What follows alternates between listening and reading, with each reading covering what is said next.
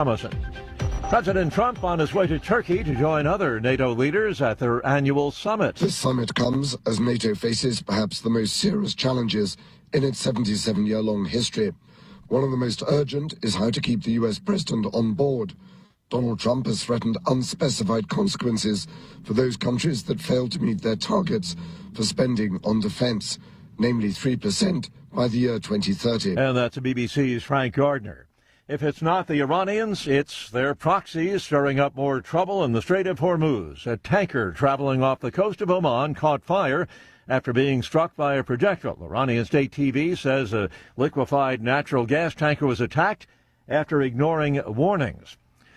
A preliminary hearing for accused Charlie Kirk assassin Tyler Robinson will continue today. Yesterday, a former campus police officer testified that he found an apparent sniper pad on a gravel rooftop near where the young conservative leader was fatally shot.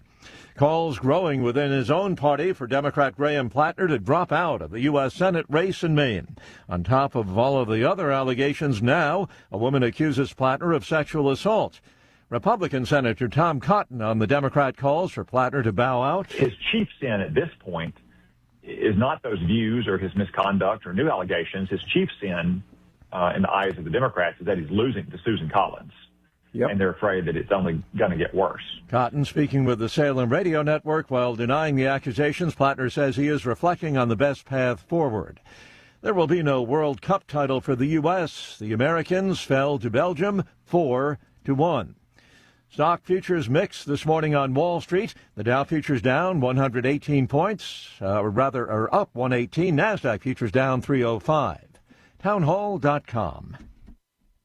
Health insurance rates are surging in America, leaving millions without affordable options. If you're sick of having paychecks eaten up by healthcare costs or dealing with mega corporations, then listen to this. Christians don't need to waste money on a broken system. That's why I want to tell you about Christian Healthcare Ministries. It's an alternative to traditional health insurance at half the cost. With CHM, fellow believers contribute monthly to help pay each other's medical bills. There's no enrollment period, so you can join anytime. And you aren't restricted to provider networks, so you choose the doctors and hospitals you want. It's that simple. CHM is not insurance. It's a ministry that puts faith into action. Feel the difference of financial support and biblical care from fellow believers. Join CHM today by visiting chministries.org/wellness. That's chministries.org/wellness. As its ancient power grid continues to crumble, Cuba has suffered another island-wide blackout.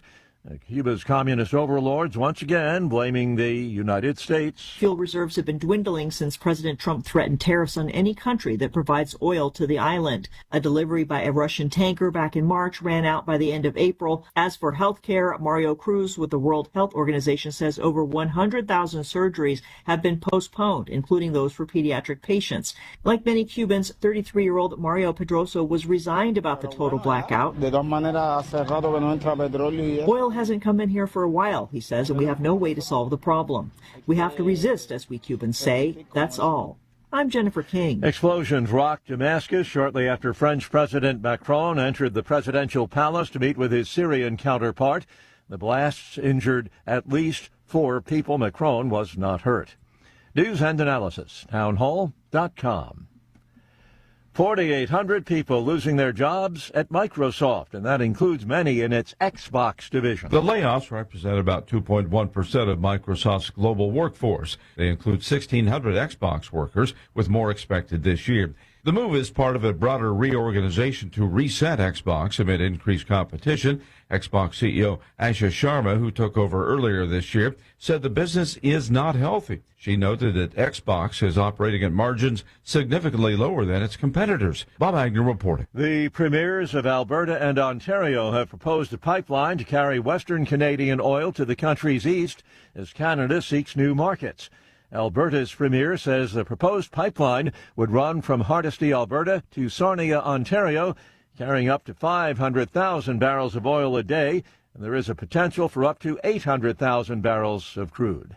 More on these stories, townhall.com. It's finally here, our second annual mega sale. This sale only comes around once a year, so take advantage of the best offers ever while you can. For example, save 50% on our Giza Dream bed sheets, as low as $29.98. And for the first time ever on TV, My Pillow mattresses and My Pillow mattress toppers as low as $99.98. And you save 50% on our Lux Pure 6-piece towel sets. Regular $69.98, now only $39.98. And our best-selling standard My Pillows, regular $49.98, on sale for $17.98. Wait on it, mega sale only $14.98. But wait, there's more. To make the mega sale even more special, when you order right now, your order's going to ship absolutely free. To take advantage of the second annual mega sale, go to mypillow.com or call 800-854-0504 and use promo code Godzilla. Trouble concentrating or recalling information is frustrating, embarrassing, and kills productivity. Nutrition company Healthy Cell created Focus and Recall to boost your brain power. Unlike other supplements that don't work, Focus and Recall is not a pill. It's a gel you swallow with ultra absorption of science-backed ingredients to help you immediately sharpen focus, concentrate longer, and strengthen recall. Go to healthycell.com and use code Godzilla for 20% off your first order. Risk-free. Love it or your money back. Guaranteed. Healthycell.com. Code Godzilla. Folks, this is Crime Carmichael, CEO of Soul Tea. I have recently turned 77 years old. I do not take prescription drugs. I have not had to take prescription drugs, and I attribute a lot of my good health to a product that I've been taking, which is the active ingredient in Soul Tea. It's a 22% concentration of theaflavin. We did clinical trials on it 25 years ago and found that it helped lower cholesterol. We have had many, many hundreds of letters and emails from customers telling us how it has helped them not only manage their cholesterol, but lower their triglycerides and help them on their blood pressure. And I can't tell you how much I attribute to Soul Tea for my good health at age 77. And I encourage you to go to GodzillaHeart.com. That's GodzillaHeart.com. And use the code Godzilla at checkout, and you'll get a 50% off on your initial shipment of Soul Tea. And I promise you it will be a great help for your heart health. Thanks so much. Hey folks, Al Green here for SatPhone. When you're on the go, you want to know you're connected. If it's a family vacation or an off-the-grid escape to a remote destination, having reliable communication helps you feel safe and secure. You can't afford to find yourself in a dead zone. That's why you need SatPhone. SatPhones are reliable, durable, and give you global coverage. If you can get outside, you can get in touch. It's that simple. Make calls from your SatPhone to any regular cell phone in the United States. The phones are $1,500 value, but you can get yours free. Just sign up for a 15-month plan, $94.95 a month. Get 150 minutes monthly that roll to the next month. Go 3 months without using them, that's fine. Yes, 3 months, 450 minutes, all yours. Visit SAT123.com or call 855-980-5830. SAT123.com, 855-980-5830. Get surety and security with your SatPhone. Call now. Washington is wasting $500 million every year on a federal supervision system that doesn't work. Probation officers are overwhelmed. Resources are going to people who pose zero threat, while actual dangerous individuals slip through the cracks. The Safer Supervision Act stops the waste and refocuses every dollar on protecting families from harm. President Trump's own pollster found about 80% of Trump voters want this fixed. It's time for Congress to get this done. Stop the waste. Protect our communities. Visit safersupervision.com. Paid for by the Reform Action Fund.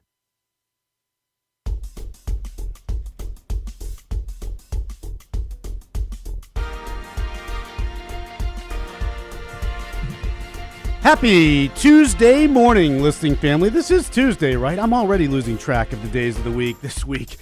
You're listening to the John Fredericks Media Network. I'm Dan Hobb. Good time for a look at weather and sports, among other things now. We'll start, as we always do, with where I am in Richmond, Virginia, where the high today will be 85 degrees. Looking at uncomfortably humid temperatures and storms. So goody. Low tonight of 72, still possible storms, very humid. Right now, the temperature in the River City, 71 degrees. Moving on to D.C., going to look at a high of 84 this afternoon with showers, a low tonight of 71 and humid. Right now, the temperature in the nation's capital, 73 degrees and drizzling. Nats won over JF's Astros. Sorry, JF. But the game must have been entertaining. 12-11 was the final score. In Atlanta, a high today of 93. Going to be very humid, possible storms. Low tonight of 74, possible storms, still humid. And right now the temperature in Georgia, 73 degrees. The Mets outlasted the Braves yesterday, 7-6. Team travels to the Steel City for a series against my Bucks beginning at 6:40 tonight. Nashville, you're looking at a high today of 89. Keeping up with the trend here, humid and possible storms. A low tonight of 70, still possible storms. Right now the temperature, Middle Tennessee, 73 degrees. Well, Philadelphia wasn't the best day at the office for the Phillies yesterday. They fell 15-1 to the Royals. Yikes. Phils head to Cincinnati for a series against the Reds beginning tonight at 7:10 p.m. In the meantime, in the city of brotherly love, a high of 78 degrees with passing showers. A low tonight of 67. Right now the temperature in eastern Pennsylvania, 69 degrees, also drizzling like it is in Washington. Morgantown, you're looking at a high today of 83. Humid, storms, you guessed it. Low tonight of 69, and you still guessed it, humid. Right now the temperature in By God, West Virginia, 71 degrees. And last but not least, my Yinzers. High today in the 412 of 86 with storms. A low tonight in Pittsburgh of 70 and humid. Right now, the temperature is also 70 degrees. Again, reminder, Braves Bucks at 6:40 p.m. tonight. Belgium, good at things beyond making waffles. U.S. falls to the country at the World Cup 4-1. Whew. Bringing you today's weather and sports update is the Godzilla Wins radio show for the best insight, analysis, and picks. Watch and listen to Godzilla Wins Saturday mornings from 9 to 11 all across the John Fredericks Media Network. We're back this week. Plus, to get John's daily sports picks, go to GodzillaWins.com. Once again, that's GodzillaWins.com. And now for a word to the wise, folks. On account of America 250, we've heard more about the concept of rights lately than usual, including here on the John Fredericks Media Network, courtesy of the Dan Hobgood Report. Most folks out there proclaim that the source of rights is either a god or government. I don't know how we would ever prove the former, but regardless, if the basis of certain sway is the decree of rulers of some kind or another, those allowances hardly qualify as rights. More like privileges, no? The truth is that rights don't come from social or supernatural construct. Instead, rights result from man's inherent earthly nature and needs. Imagine, if you will, that you were like Tom Hanks in the movie Castaway, stranded on a desert island all by yourself.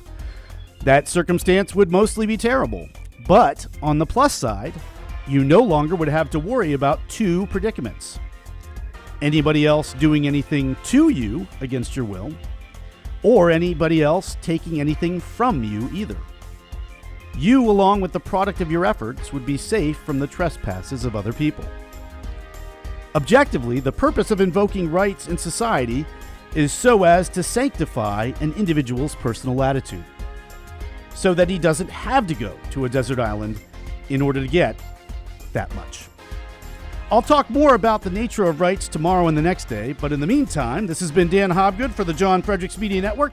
Outside the Box with the Ox is next, followed by the one, the only John Fredericks on the John Fredericks Show. Stay tuned, everybody. Axios last week covered how the recent Democrat socialist election victories show young Democrats embrace socialism and how Republicans are, quote, trying to reintroduce a national fear of godless communists ahead of the critical midterms. An unnamed DSA spokesperson told them, quote, any attempt to smear us as extremists falls flat when so many Americans are struggling with the rising costs of housing, homelessness, unaffordable health care, and underfunded schools, close quote. And that we haven't figured out what kids think socialism or communism is exactly, as they don't stigmatize those terms like we elders do. Okay, so they need a tutorial. Well, how's that going to go over these days? In 1930, the Republican-controlled House of Representatives, anyone, passed the Anyone? Reading the issue like an official government proclamation, we can all agree on the whereases. We know our problems. It's the therefore be it resolved part that is the issue. Does the government solve homelessness, unaffordable health care, bad schools, and expensive housing by taking away everyone's earnings and managing everything for everybody except the ruling elite? Or did the government cause homelessness, unaffordable health care, bad schools, and expensive housing by taking away everyone's earnings and managing everything for everybody except the ruling elite? Thinking outside the box? Maybe the simpler lesson instead is to teach that there will always be a ruling elite, and only in America, the way it is now, can you choose to be a part of it if you want. Here outside the box with the Ox in the Eastern Time Zone and now in West Virginia on the John Fredericks Media Network. John Fredericks. It is the most egregious thing I've seen in a lifetime. President Trump. The whole thing is ridiculous. When politics start getting wild, they want to have every single thing that you don't want. Raise taxes, men and women's sports. They're going to open up their border. Trump hits the speed dial. Thank you for calling in on such short notice. You came first, John. Wake up with the John Fredericks Show weekday morning, 6 Eastern, 5 Central on JFMN.TV, the massive J-Fred radio network, and all across the socials. You came first, John. Thank you very much, and you do a great job. Right now, download the new WV Sports Nation app from the Apple Store or Google Play and get the entire Mountaineer sports world in the palm of your hand. Right now, get notified when new stories drop about your favorite Mountaineers teams and athletes. Download the WV Sports Nation app right now. Get updates on next-level Mountaineers like Weatherholt and Joe Mazzulla. All that and more right in your pocket right now. Download the new WV Sports Nation app from the Apple Store or Google Play. Download the app right now. Live from the studios of the John Fredericks Media Network, it's the John Fredericks Show. Grab yourself a cup of 1775 coffee, sit back, and get ready for the best 4 hours of talk in the universe. To be part of the show, just call our toll-free number, 888-480-5646. And now, here's the Godzilla of Truth, the Oracle of the Deplorables, the man Jack Nicholson knows can handle the truth, John Fredericks. Welcome to the John Fredericks Media Network. I am your host, John Fredericks, and it is Tuesday, July 7th. Well, we got through Monday. Great to have you with us. The U.S. team took it on the chin last night, dropping 4-1 in Belgium. You know, one Democrat actually was upset that our star player didn't get the red card and blamed Trump for that. So you see, the Democrats even wanted the U.S. team to lose. They just hate America. I mean, this guy was unbelievable. He basically said that that he was embarrassed that FIFA had bowed to the pressure of President Trump. No, FIFA, whatever you want to call it, FIFA, let's call it FIFA. They made a good decision. I mean, that game, look, Belgium beat them. It wasn't even close. They were just a better team, but they beat us the right way. And whether Trump had any influence on it is not as irrelevant. But this is what the Democrats do. They hate America. They hate you. They hate Christians. They hate Catholics. They hate everything about us. And they just want us to lose. They want Iran to win. Look, if the Chinese invaded California and moved all the way to Denver, I'm telling you, half of the Democratic Party would be greeting them with red China flags and collaborating with them and saying, you know, this is probably the best thing to happen to us, that we can live under their great grand communist rule. And you know what? We deserved it. That's what they'd be saying. How about this guy, Graham Plattner? What a dirtbag. You know who comes out smelling like a rose on this? John Fetterman. Has no chance to get reelected. Can't win in Pennsylvania. Can't get the Democratic nomination. Can't do any of this. But the loyalty to Plattner was incredible.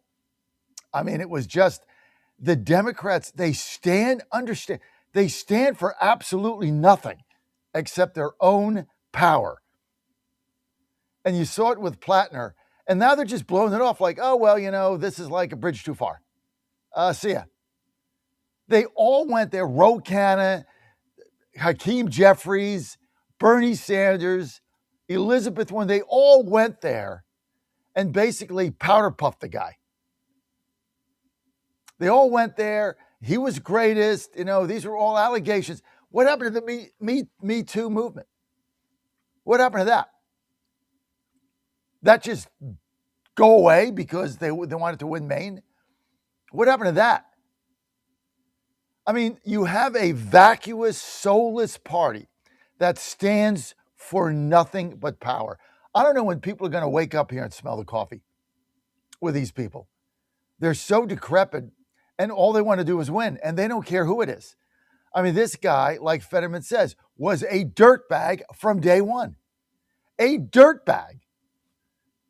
I mean, forget the fact that guy's just a hound dog, right? I mean, that's one thing. But I mean and I don't really get into this, folks, but some kind of a chat that this guy was in, or a app or something, which is like to abuse people. Whoever heard of this? I mean, you knew that finally, somebody was going to come out and say the guy raped me, which is basically what the allegation was. Now, he denied it, but it's like 1 of 50 or something. It's just too many. But the bottom line is the guy's a piece of crap. And the Democrats that just fawned over him, and the women Democrats, Gillibrand and Warren, just fawned over the guy. AOC, all of them. Unbelievable. And now he's reevaluating his campaign.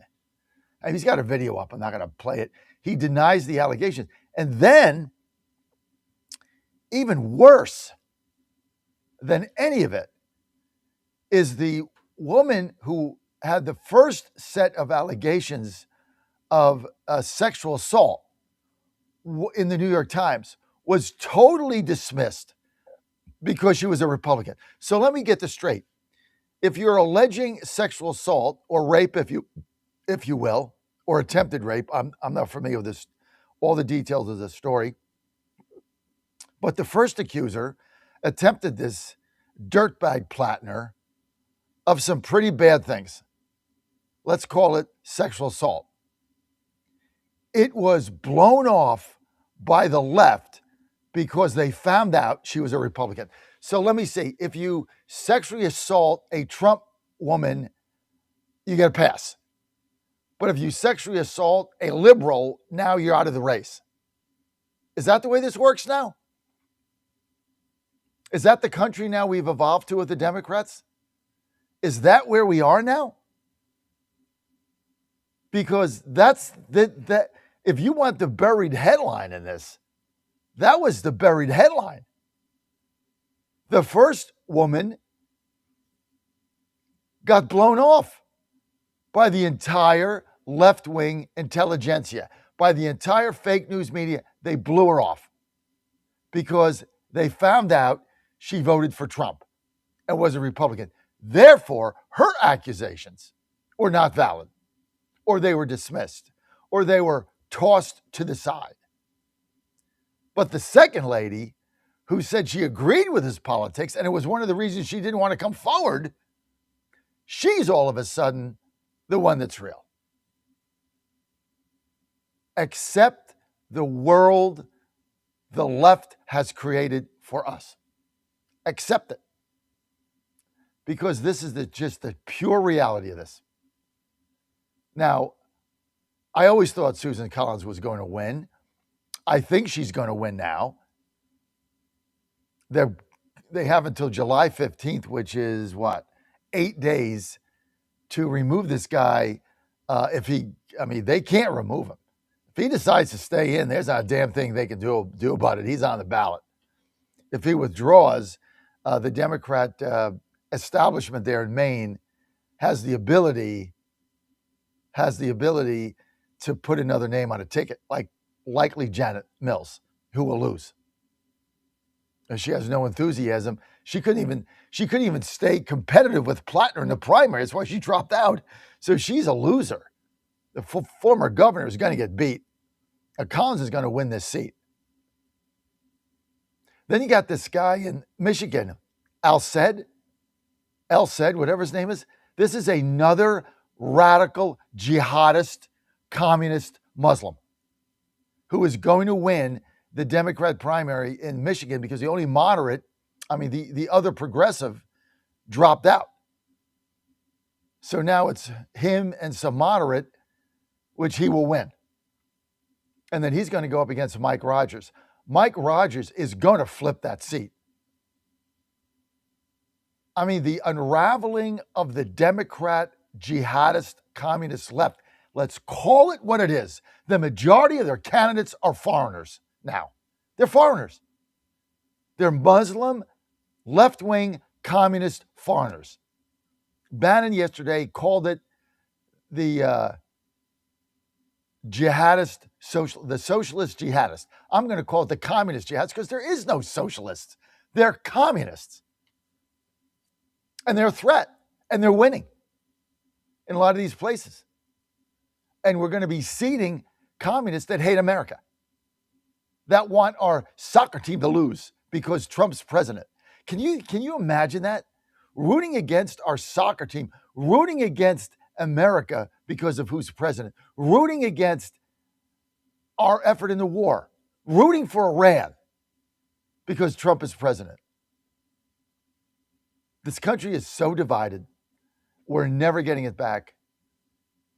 The only way we survive, and I don't agree with Bannon on the aftermath. I don't agree with him. I agree with his analysis of the situation 100%. I'm going to get him on hopefully every Monday till his staff stops. His staff hates my guts, so they'll eventually step in and stop it. Nice young people. So that's all I can say. All young, all nice, have really no clue, but nice enough people, I guess. But they'll stop in and stop it. Other than that, until they find out, Bannon will be on at 8. But his analysis was spot on.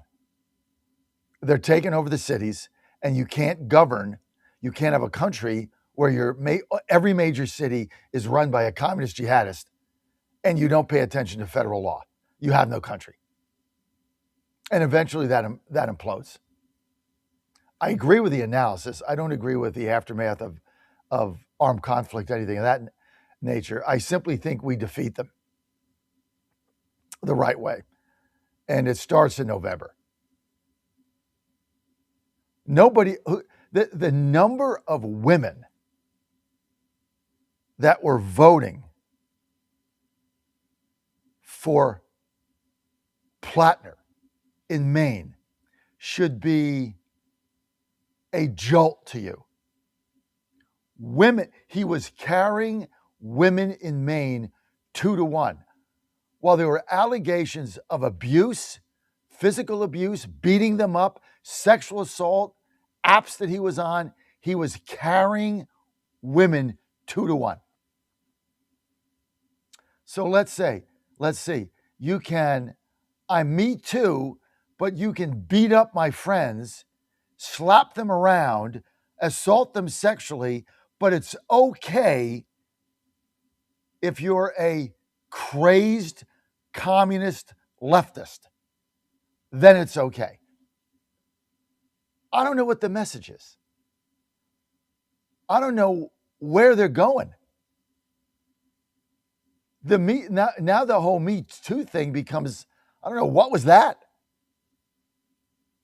I thought these were the defenders of women. Look at the last two candidates they had drop out. The guy running for governor in California, what was his name? Put in the chat, Dan. I just forgot. This is how quickly we forget. Soul or something. That guy, beating up women, raping women allegedly, sexually assaulting allegedly. It's incredible. I mean, I've never seen anything like this in my life. Anything, ever. The whole Plattner thing. Let's get the Fetterman on Plattner, because Fetterman was right. I mean, Fetterman deserves a gold star. Look, I don't know what Fetterman's going to do. He can't be the Democrat nominee. They're going to beat him. He'll get beat 70-30, so that's out. He can't run as a Republican because he votes with the libtards 85% of the time. So, we're not going to have him on our ticket. We're going to nominate a Republican who can win. I hope he runs as an independent, splits the vote, we win. All right, let's get to Fetterman.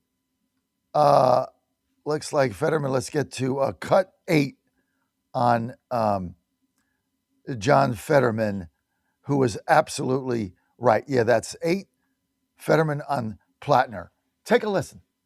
Your party was willing, your party leaders, not you, was willing to look past all these other allegations against him, from the other woman who said he grabbed her, to the tattoo, the Nazi tattoo, to all the other Reddit posts that had been dug up. So they were willing to overlook all of that because he was their star.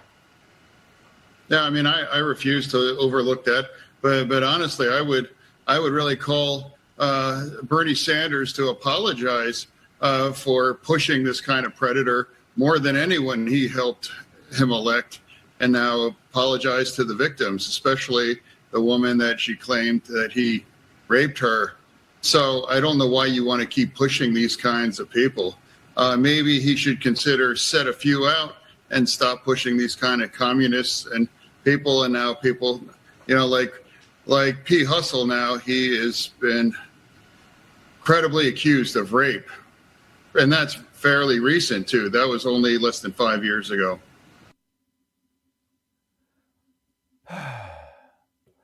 More Fetterman, cut 9 on the Dem loyalty to Plattner. So regardless, now when the entire Democratic Party in Maine has called him to leave, and now also, as far as I know, whether it's Schumer, Gillibrand, and other leadership in the DS and other people have all called him, had to go. He's a dead man walking. I don't know why he's trying to pretend that he's not done too. Even those Pod Save America people that pushed that dirtbag, and they dismissed those things in the New York Times article. Maybe they ought to apologize to the women that clearly they didn't believe or they dismissed that. I know Democrats that have, back to back endorsed and got all in on Swalwell, and were on the Plattner train as well too. So maybe stop, getting on bed with absolute dirtbags, someone like Plattner. Word from our sponsors, John Fredericks Media Network. I will be right back. Stay with us.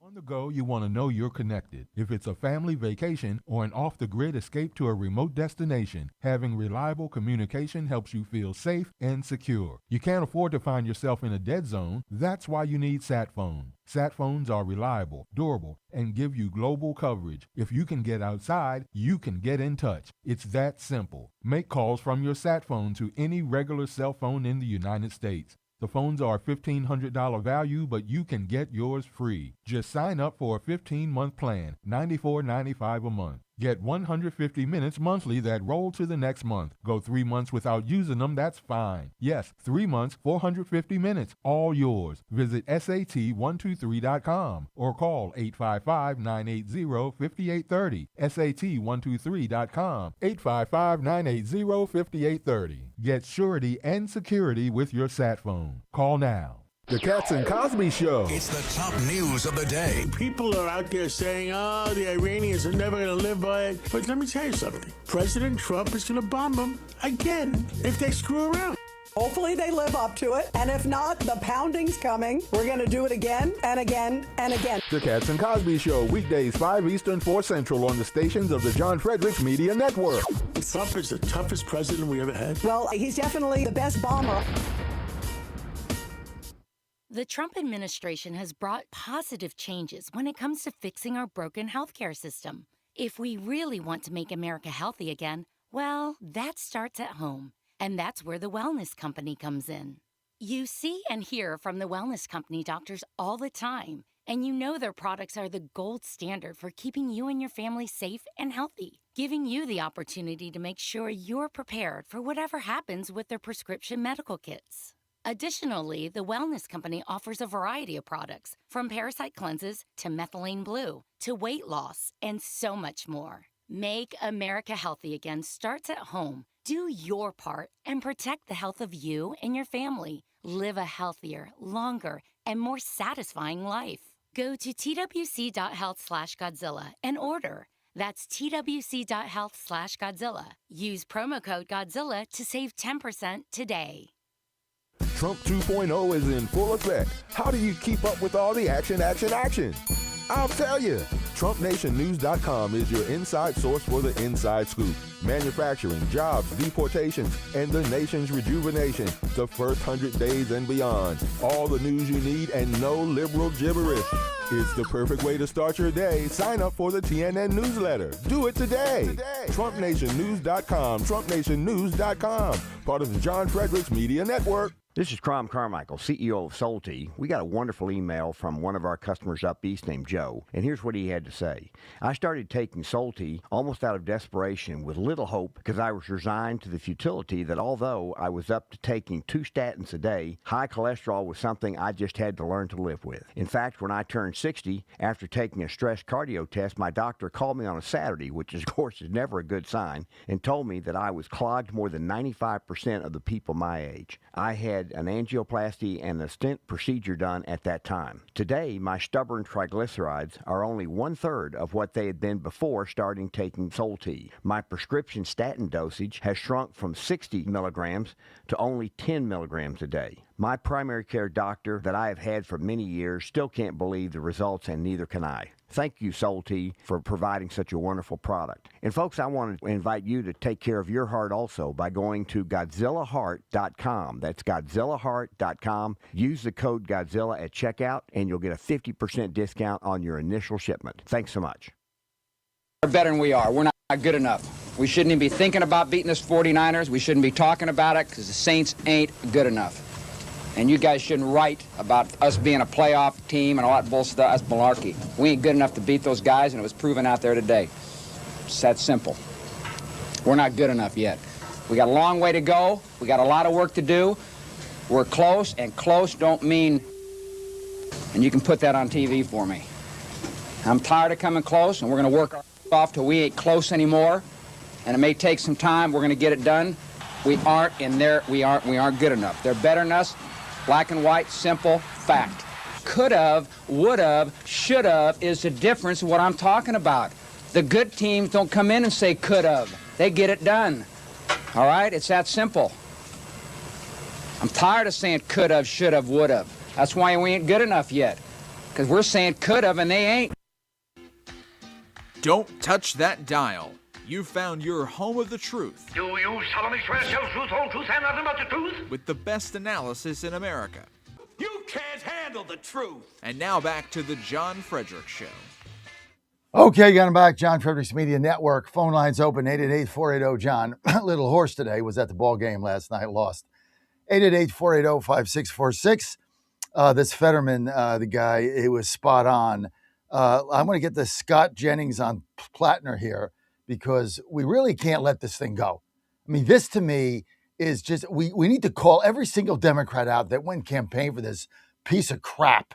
This guy was a piece of crap from day one. And look, I don't care who you're voting for. Okay, and don't be telling me about Trump. It had nothing to do with Trump. Okay, so stop your nonsense. Okay, you guys backed what is now an alleged rapist. Okay? A serial alleged rapist. You guys backed him. And you went up there and you snoveled over him. Okay, you defended him. And the person who came out against him in the New York Times, you dismissed her because she was a Trump voter. You are sick people. And I'm talking to the Democrats. You're sick. And yeah, I'm angry. I'm angry for what you did to the other woman. In fact, the New York Times' headline yesterday, when all this came out, everybody else was like, here's what happened. Times headline, Plattner flatly denies allegations. What, every single thing is like a denial? I mean, she had details, she had texts, she had meetings with a counselor, she had told her girlfriends. I mean, this thing was in depth. I mean, Politico did this story, good for them. But you're dealing with just unhinged part. It is jihadist. Bannon's right. It's jihadist communist party. They want the takedown of the country. They want the country to collapse and fail. They wanted the soccer team to lose. It's unbelievable. how far this Democrat Party has sunk into hatred of anything that's good about America, down to supporting an alleged serial sexual abuser. Alleged. They all ran up there. Bernie said, yeah, Fetterman, where's his apology? You old piece of crap. Where's your apology? What about Warren? Why don't you get your skinny ass up there and apologize to the people of Maine? Apologize to America. No, never happened. They'll find the next dirtbag jihadist communist for them to back again. As long as they get power, they don't care. They don't care who it is. All right, let's get to Scott Jennings 10. Take a look. If Plattner does decide to step aside, do you think the Maine Democratic Party will be able to nominate someone new without alienating former Plattner supporters? How do you see it? Well, that's a great question, because it's something that Alyssa said. I agree, by the way, with everything Alyssa said. She raised all the correct issues and said this is what they had signed on to. The only thing I disagree with is when she said that he hadn't been vetted. No, he had been vetted. All of the things that have been stated, it was all out in the public. And people like Ro Khanna, Bernie Sanders, Elizabeth Warren, Tim Walz, the Bulwark, Pod Save America, all these people came together to overlook it all, to explain it all, to rationalize it all. He was vetted. People knew all these things. And a whole bunch of Democrats in Maine showed up and voted for him anyway. And a bunch of donors from around the country sent him money anyway. I agree with Alyssa's question. What changed? Why are you bailing on Graham Plattner now? You already signed off on Nazi tattoo, a self-described communist, somebody who's had rape fantasies, somebody who has been on a social media platform known as a playground for predators, and on and on and on and on and on. And the difference between this accuser and the previous one is simply this. She's a liberal. It's okay, I guess, for Democrats that their candidates assault conservatives. But he broke into someone's house and apparently, according to her, raped her. And because her politics are correct, they can now believe it. All of this whole thing is disgusting. But to say that they hadn't vetted him or that they didn't know about all this is totally false. They knew it and they signed up for it. And I don't know why they're backing away from this scumbag today when they had already signed off on all that other crazy behavior. Christine, what? Scott Jennings said exactly what I said. And here's the bottom line. Why are they backing away now? And it gets down to the buried headline. The first person who accused him was a Trump voter. Therefore, she's dismissed. It's okay. Let's stop the nonsense, okay? Here's the message. And I'm talking to Taurus, my Democrat friend, and others. Here's the message you're sending. And you can tell me about Trump or whatever. Here's the message you sent. It's okay to rape and assault a Trump voting woman. But if you do it to a liberal, then it's bad. The Trump voting woman had it coming. That's the message of the Democrat Communist Jihadist Party. Let's boil this down. The Trump woman had it coming. That is the message the Democratic Socialist Communist Party is telling America. Everything was fine until the accuser is a liberal. Then they all abandon her. And to Jennings' point, you did vet her. What's the problem? You vet him. What's the problem? Why are you abandoning him now? What changed? What changed? That's really the question here. What changed? What changed is the accuser is a Democrat and not a Trump voter. So the message from the Democrat Party to women in America is clear. If you are a woman and you were sexually assaulted or raped and you're a Trump voter, you had it coming. That's their message. Frame it. Have the balls to frame that message. Because that's the way I'm framing it. You had it coming. Liberal? Oh, no, now we got to abandon him. Oh, my God, now we can't stay here. Why? Like Jennings and Fetterman said, he was on these dirtbag apps, playground for predators. These allegations were just, they were daily. Guy's a complete piece of crap. But they all fawned over him to get power. The hypocrisy of these people is beyond the pale. They did the same thing with Swalwell until he dropped out. Second one now in a row. All right, let's get to the phone lines. Adrian in Richmond. You're live. Adrian, good to hear from you. Hey, buddy. For someone who's hoarse, you're going at it, buddy. Good morning to you. Thank you. Look, man, I'm going to let you continue on this rant. I'm going to pivot real second. This weekend, hope you had a good 4th of July. Yes. Gentleman from England came over here. We're at a barbecue. So on a salt, he kept telling me that we were bloody crazy for thinking that we're going to be able to fight these jihadist communists, as you call them. And I thank you for calling it what it is. I asked you that last week to just call them communists. If you want to add jihadist communists, that's fine as well. But this older gentleman, he said that they have towns and cities such that are mayors of these towns that don't even speak English in England and Great Britain. They have to have translators to use to, put out their information and such. And he laughed at me, and jokingly, he didn't mean any harm. He just chuckled at us, at all of us, pretty much.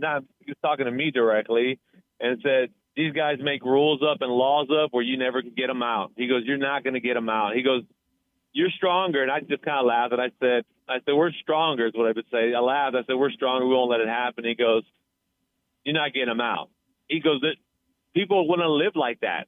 That's what they believe in. And, it just goes to show that, that this is going to be a tough fight. This is going to be a really big battle, and you got to hear it from them. Towns have been turned into mosques. Massive mosques that it's just, there's no looking back. And I felt bad for him for a little bit, kind of such. But, hey, you let it happen. And I'm just saying keep your foot on the pedal, John, because you're right on this. You're right on this other stuff as well. The underlying headline, you nailed it again, as always. I appreciate the time. Keep your foot on the gas. Oh, one last thing. Like you said, you got to call your friends out. If they're Democratic, where do they stand on this? Like, where do they really stand on this? It's time to start calling them out, because that's the only way we're going to win this battle. If those guys start really calling their own party out, start realizing that they've gone off the cliff, and we got to get back in line. But that's they're going to have to do that. Just like we took over the party, they're going to have to figure out how to fix this party. If not, they're the enemy. Because if they're siding with this, it is fixed, Adrian. To them, it is fixed. This is what they believe. This is the whole point of this. They don't have anything to fix. The question here is, why now? The only reason they abandon him now is because the polls showed him tanking. Otherwise, they'd still be with him. There's nothing for them to fix. This is what they believe. They don't care who you allegedly raped. They don't care. If you raped a Trump voter, she had it coming. That is what they're telling every American woman today. Every one of them, including my wife. You had it coming. Liberal, got to get out of the race. Trump voter, you deserve it. That's their message, dude. They can't get away from it. Nobody's got the balls to say this now but me. The New York Times basically protected him because the allegation the first one came from a Trump voter. So if you voted for Trump and you're raped, you earned it. You deserved it. You had it coming. That's their message. And it's sick. These are sick people. But hey, he was getting 65% of the female vote in Maine. An incredible number. They blew off the first allegation. Well, it's a Trump voter. Well, she's a Republican. Well, she had it coming. Unbelievable. Unbelievable. You know what? The fake news will. When was the last time you heard about Eric Swalwell, Adrian? When was the last time? Yeah, exactly. Yeah, no, you're right. Let me ask you a quick question. What if this guy stays in the race? Let's say he does. I don't think he is, but let's say he does, and he gets 30, 40% of the vote still. How sick is that going to be? Like, it makes my stomach turn just thinking that there's people out there, and there is. And I kind of hope it does happen so people can wake up and see it doesn't matter what they do. They just want us out, and they want power, just like you've been calling it since day one. I love it, man. I love that you've been right, and I love it because people talk crap and say this and say that, and you just call it how it is. And guess what? You're on top, buddy. Don't worry about it. Have a good morning, man. I appreciate it. Y'all take it easy. Before you go, we invited you to an event. Did you get my invite? Already hung up there, Jeff. Oh. He was quick on the trigger. I'll text him again. Okay. Unbelievable. I mean, this is just the bottom line here. We got to have the balls to call this out. As far as what Adrian said, I believe he'll stay in the race, and I don't think he'll get 35 or 40%. I think it'll be 45%. I think it'll be a competitive race. The Democrats don't care. Swalwell would have won too. They don't care. As long as you can hate on Trump. I guess they're happy now that the U.S. soccer team got basically manhandled by Belgium. They were if they played Belgium 10 times, Belgium beat them 10 times. Okay, they were that much better. But we were all rooting like hell. Half the Democrats were rooting for the other team, for Belgium. Why? Because Trump's president.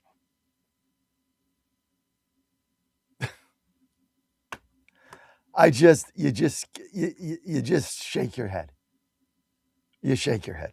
But hey, that's why we got to fight. Power. Let me just frame this in your mind. Okay? Just frame it. Democrat, communist, jihadist. That's what you're fighting. They want Sharia law. They want a Muslim community. That's what they want. They had a march in Manassas, 350 people, on July 2nd. Not one American flag. Not one. They had their own flags. Don't you see what's going on? They had their own flags. They don't want to assimilate. They want to take over. Like Adrian said, you got mayors in England who don't speak English. They keep winning. There's no country when this happens. That Bannon was right. And he should come out every week at 8 till his, gang of 25-year-olds in there figure it out. Whatever he's got. Nice young people, okay? Don't get me wrong. I'm just 68 years old, okay? So I have no tolerance for nonsense for young people that have acne, okay? No patience. When you're old enough to shave, call me. 888-480-JOHN. Let's get to Kevin McCarthy on Plattner's situation. Cut 5. These people would not be winning in that party. All right, so they managed to take him out, let's just say, in the next day or two. Then they replace him They rigged With their own someone primary. with no primary, no choice. It sounds a lot like Biden, right? So they're going to pivot and go to Kamala Harris? Because I think had they had a primary, Kamala Harris would not have won. So the person they select now probably wouldn't be able to win a primary, and it gives the people in Maine a very short amount of time to really learn who they are. And does that do Maine voters hold the party responsible for that going forward between now and the election? I think it's too early to tell. They should, but you just listen to the individual here that terrible what's happened to her. Her own friends knew and would still vote for him because they just want to win. That is a true mind virus right there. That's a sad place. Look, we're celebrating 250 years. Yeah. The one thing I know about Republicans, when we had a very bad candidate and found out, we didn't vote for that person. Right. We walked away. For better or for worse. Yeah. When Matt Gaetz came forward, we got rid of him. Yeah. Kevin McCarthy, as always, great to see you. Thank you. You know what? Shut up. Shut up. McCarthy's part of the problem. Okay, and when we had Republican candidates, we didn't vote for them. These guys don't get it. They don't get the war we're in. They don't get anything. They don't get crap. Let's get to Abby Phillip. This is cut 2. Interesting. There's another Democrat on their loyalty to Plattner. Cut 2. Take a look. Greg, because she happened to be a conservative. Yes, and I think that so yes, you're right about that. And it's been interesting to see some of those people who dragged this woman who was in the Lindsay Fiffield, who was in the New York Times story. They called it uncorroborated claims.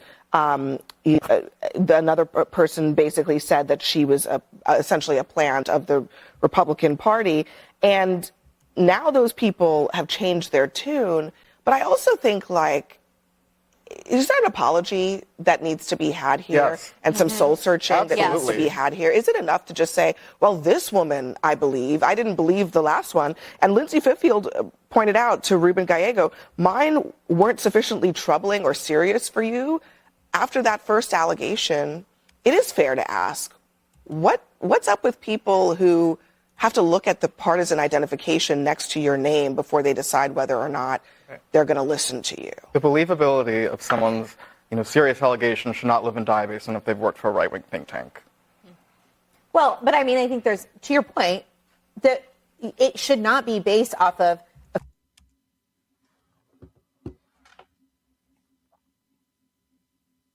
That's the buried headline.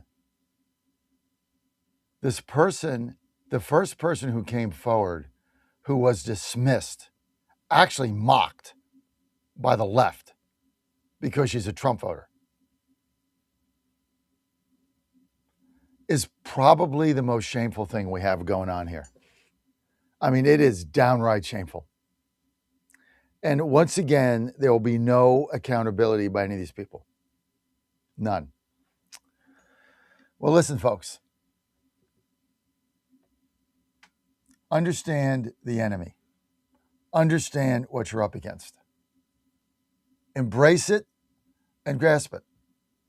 Don't deny it, and don't wish it away. This country is in a battle for its survival. This is not, Tim Kaine versus George Allen. Okay? Those days are long gone, folks. They are long gone. This isn't Humphrey Nixon. It's all gone. This is a battle for the soul of a country trying to maintain itself. And let me just leave you with this at the 6 o'clock hour. What the Democrats told you over the last month in Maine is if you were sexually assaulted or raped, and you're a Trump woman, a Trump voting woman, you had it coming. That's the message. And they can't get away from it if we have the balls to frame it that way. Because I'm right.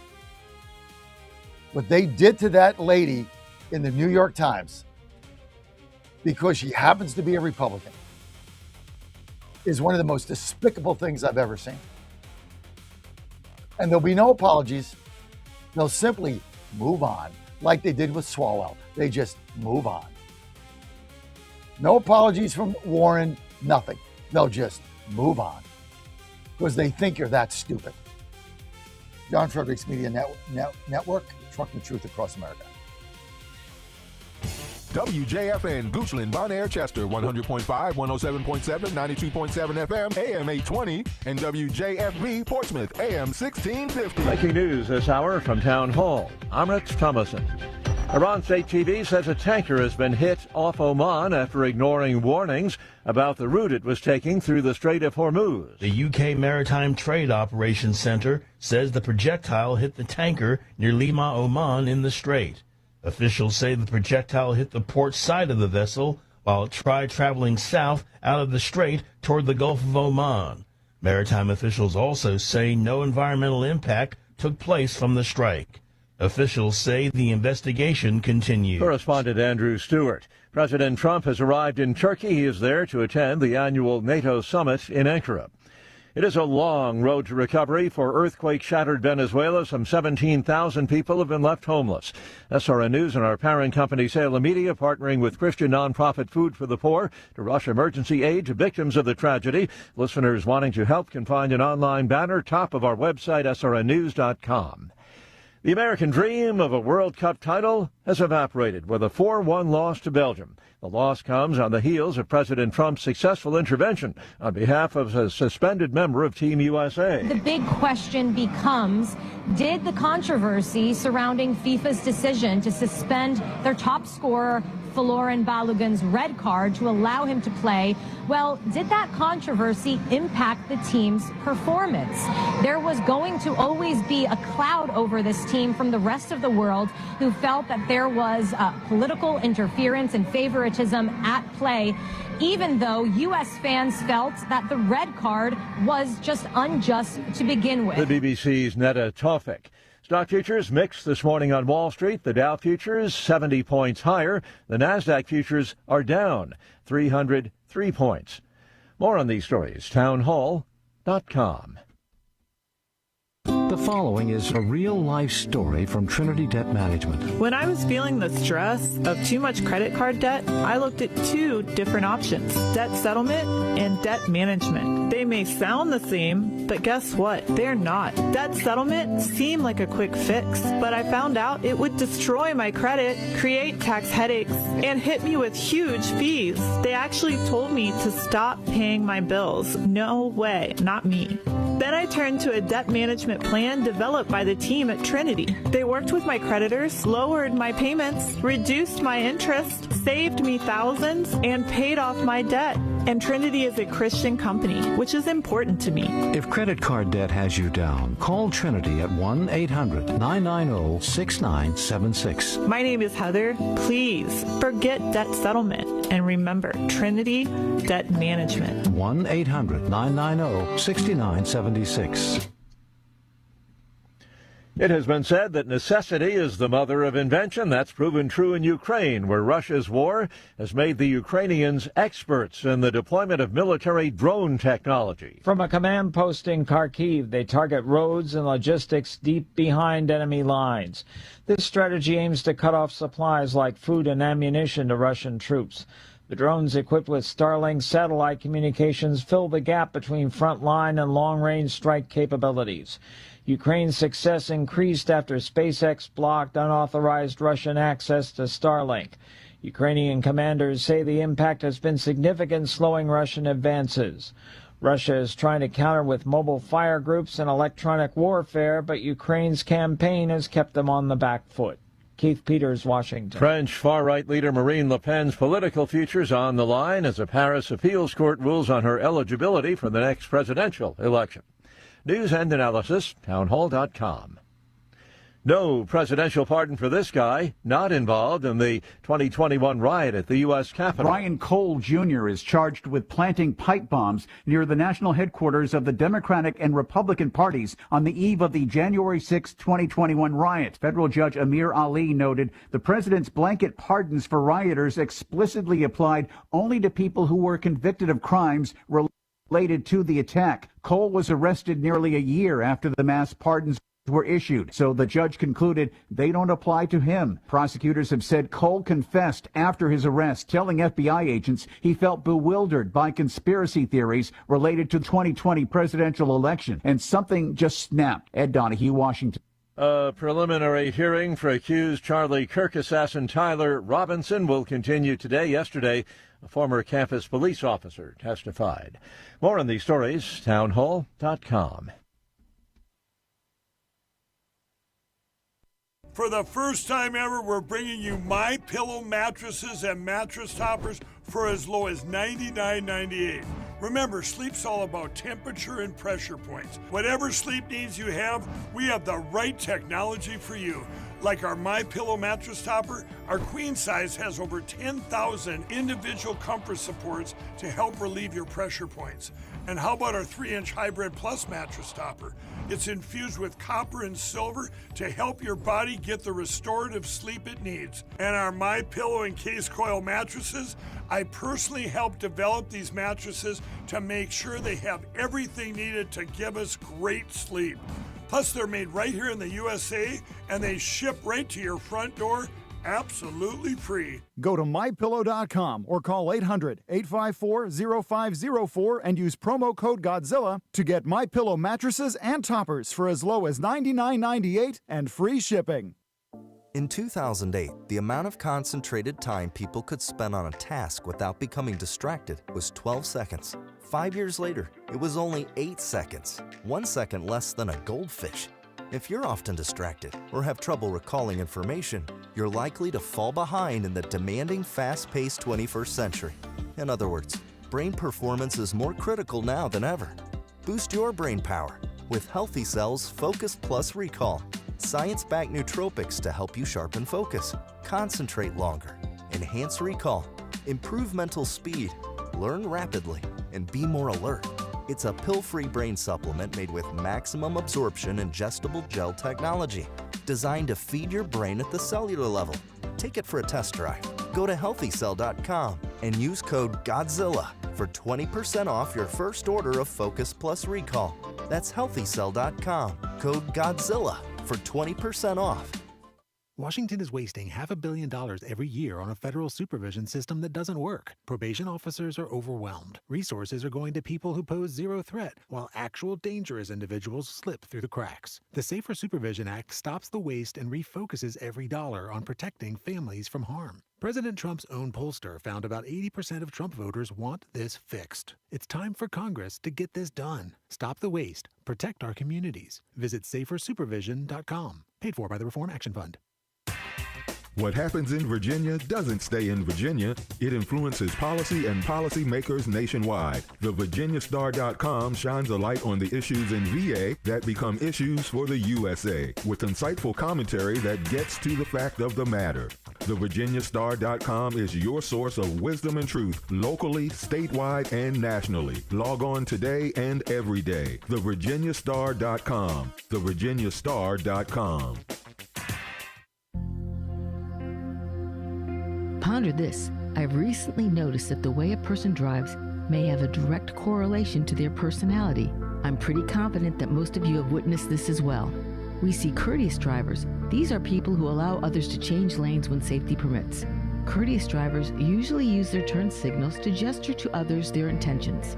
They stop at red lights and pay attention when waiting for a red light to go green. There are other drivers who are not so courteous, even aggressive, and get defensive when others try to change lanes. These drivers tend to get angry at others to the point of road rage. What does your driving signal to others? Do you show love and kindness to fellow drivers as the Lord would want you to do? Or do you lose control and take your anger out on others? We are called to be charitable to others even when they don't extend charity to us. I'm Susie Kelly, and I am passionately Catholic.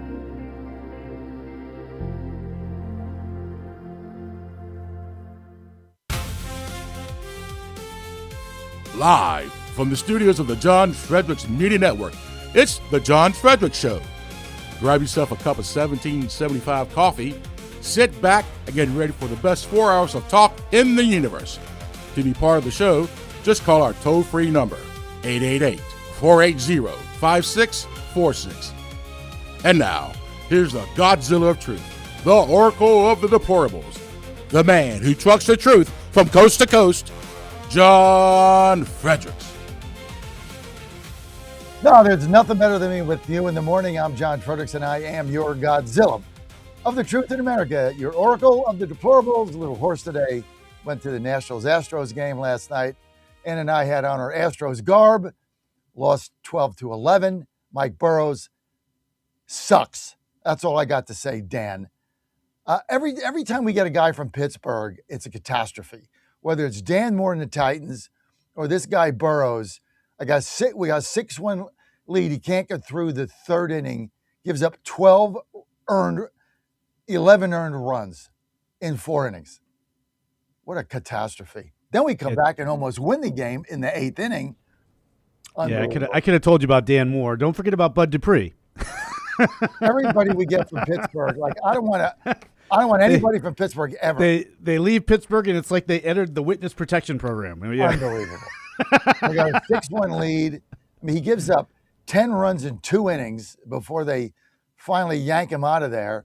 Then we make 2 errors in the 5th inning, back-to-back errors. I mean, one of the best fielding teams in the National League. You know, ground ball to shortstop, double play ball, boots it, right? Extends the inning. Would have been out of the inning with 1 run, double play ball. Can't handle that. Then it was like 8-6 Washington. Ground ball to second base. Altuve decides not to charge it. Makes a lackadaisical throw to first. The guy beats it out. And then whatever his name is, the leadoff hitter for them, the DH, hits a grand slam, 12-6, game over. Then we score 5 in the 8th to make it 12-11, and that was it. So that's why I'm a little bit hoarse, but horrible. Just a horrible game. I mean, when you're up 6-1 in the 3rd inning, you don't expect that you're going to be in the 7th inning getting blown out 12-6. Unbelievable. Yeah, that's rough. That's rough. Well, it's interesting, though, for me. With Steelers, it's usually that they go somewhere else and they stink. Generally speaking, players leave the Pirates and it's like they become all-stars. So I don't know. No, they need to put Mike Burrows in the bullpen. He's not a star. I mean, this guy's blown so many games. He gives up homers, hanging sliders all over the place. Just not a fan. So, hey, you know what? It is what it is. Well, at least it must have been semi-entertaining if the score was 12-11. I mean, it was entertaining. That's why I'm hoarse. Yeah. I mean, we almost came back. We were ahead. Then we fell way behind. And then we came back, and we had a shot to win the game. So still can win the series. Still can win the series, you know. So I would like to win the series, but I'm not going it again. That took too much out of me. I think the Nats are have the best offense in baseball though right now. Don't they? All I can tell you about the Nats is I'm betting the over every game. Yeah. And I don't bet over under. This team they don't have any pitching, and they hit. I mean, they hit and they're fast. They steal bases. They're very aggressive. So. They score a lot of. They get a lot of hits. They score a lot of runs. They also get a lot of walks. The days of was it Scherzer and Strasburg? They're long gone in Washington, I guess. No, they hit. I mean, to go to a Nats game, if you're an Astros fan like me and you go to the game and you lose, it sucks. Especially when you bet them, right? So it's all bad. Even though it was an entertaining game, we had super seats. I mean, the place was empty because it's after the holiday and it was raining out. And we got our seats, of course, behind the Astros third base dugout. And at the beginning of the game, we probably had 1,000 fans there. I mean, there is definitely an Astro following.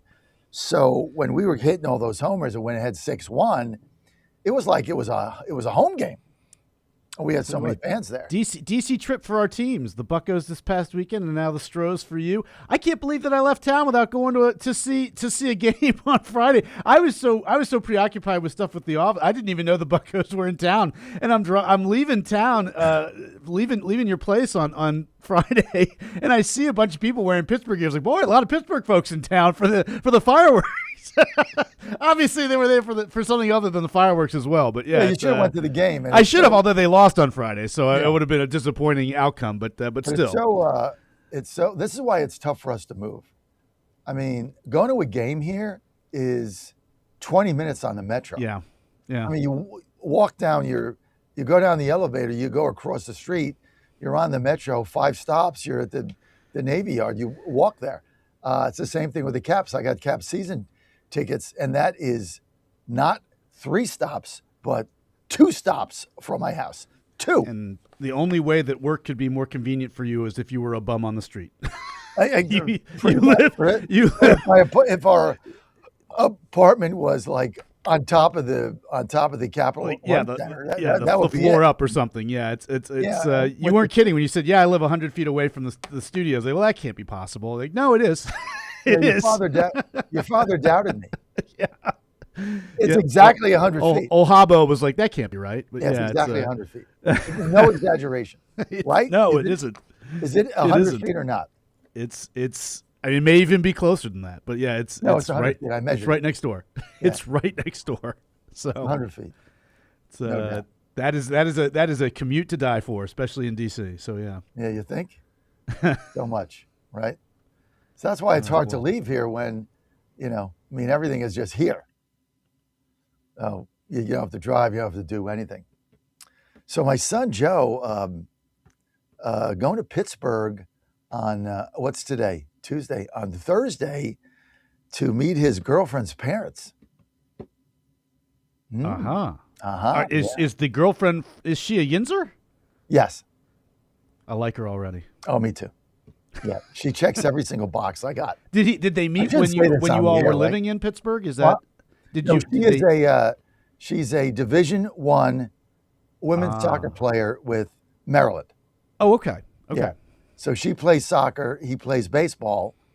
Obviously, they're 2 D1 athletes. She's very much the athlete, but checks every possible box that a father. That's great. Have. Yeah, that's great. I mean, from Pittsburgh. Yeah.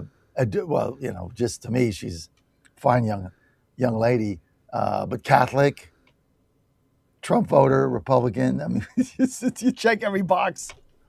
You check all those. It's all good.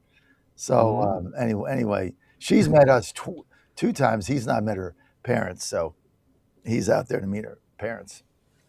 I'm sure it'll go fine. Good luck, Joe. They'll love Joe. Everybody does. He's the most respectful young man you could ever meet. Just a fine young man. He's the opposite of me. Very, very soft spoken and quiet. But chatty Cathy over here. But yeah, I enjoyed meeting him at the victory party. We got to talk a little baseball and talk about some of his baseball heroes growing up. So he mentioned Verlander, which I loved because of course Verlander's from these neck of the woods. Mm-hmm. So, but yes, he went to Old Dominion. I didn't know Old that. Dominion. Okay, yeah. But he played at Goochland High School out. Yep, played in Goochland High School, which is one of our sticks are there. 100.5 FM is out there, and then he went to Old Dominion, and not for long. I bet. No, he graduated. Well, he got Did he really? Okay, he got drafted as a junior. Obviously, okay. That's the way it works.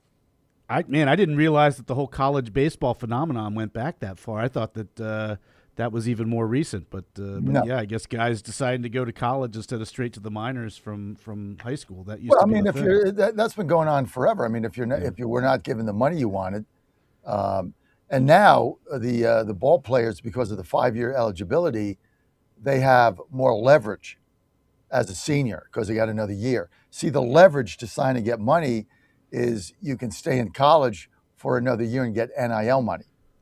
So normally as a senior, you have no leverage, right? Yeah, it's scary these days. Going pro is a pay cut for a lot of these guys. A lot of kids, yeah. So, I mean, if you're that good, yep. I'm just going to stay at USC and play for another year. Yeah, it is. Good money here. Like I told Joe, you take your shot, right? Yeah. You can always make money later. In life, money comes and goes. Just talk to somebody that was homeless like me, So, money comes and goes. It's not the guiding post of your life. But my advice to my son is you get an offer, you take a shot. They give you a ham sandwich, you take your shot. Sure. You eat the ham sandwich, you take your shot, because you never want to look back. And that might be the only opportunity that God enables you to get. You go to the minor leagues, you get whatever you get, and you take your Don't be shot. Moonlight Graham. Yeah, take that shot. So You take your shot, and then you never look back. And then you never look back. That's the key. You never look back. Hey, by the way, it says that my stream is offline. It does. That's what the TV says. Let's see. Hold on. All right, I got to get, while you're doing that, I got to get the Mike Lindell and My Pillow. Yes. Unbelievable, folks. This sale they got going on, I want you to go right now. Just do it now. I know you love Todd sheets, but like Todd or My Pillow, what do I do? Right now, go to mypillow.com. Mypillow.com. The sales they got on there are unbelievable. The slippers, $29.98. These are $159. They're giving them away. The Giza sheets, to die for. I mean, I go in that bed at night. Like, I was tired last night because I got home for the game, and you got to wind down a little bit. It's much past my bedtime, but I go into bed. I got my pillows. I got my Pillow pillowcases. I got my Pillow Giza sheets. I got my Pillow mattress. I got my Pillow mattress topper. I got my Pillow comforter. I got my Pillow blanket. I got all that in the bed. I mean, I'm asleep in 20 seconds. It's not a half a minute. I'm in that bed. I'm out because it is so comfortable. Then I get up today, take a shower. I was late, obviously.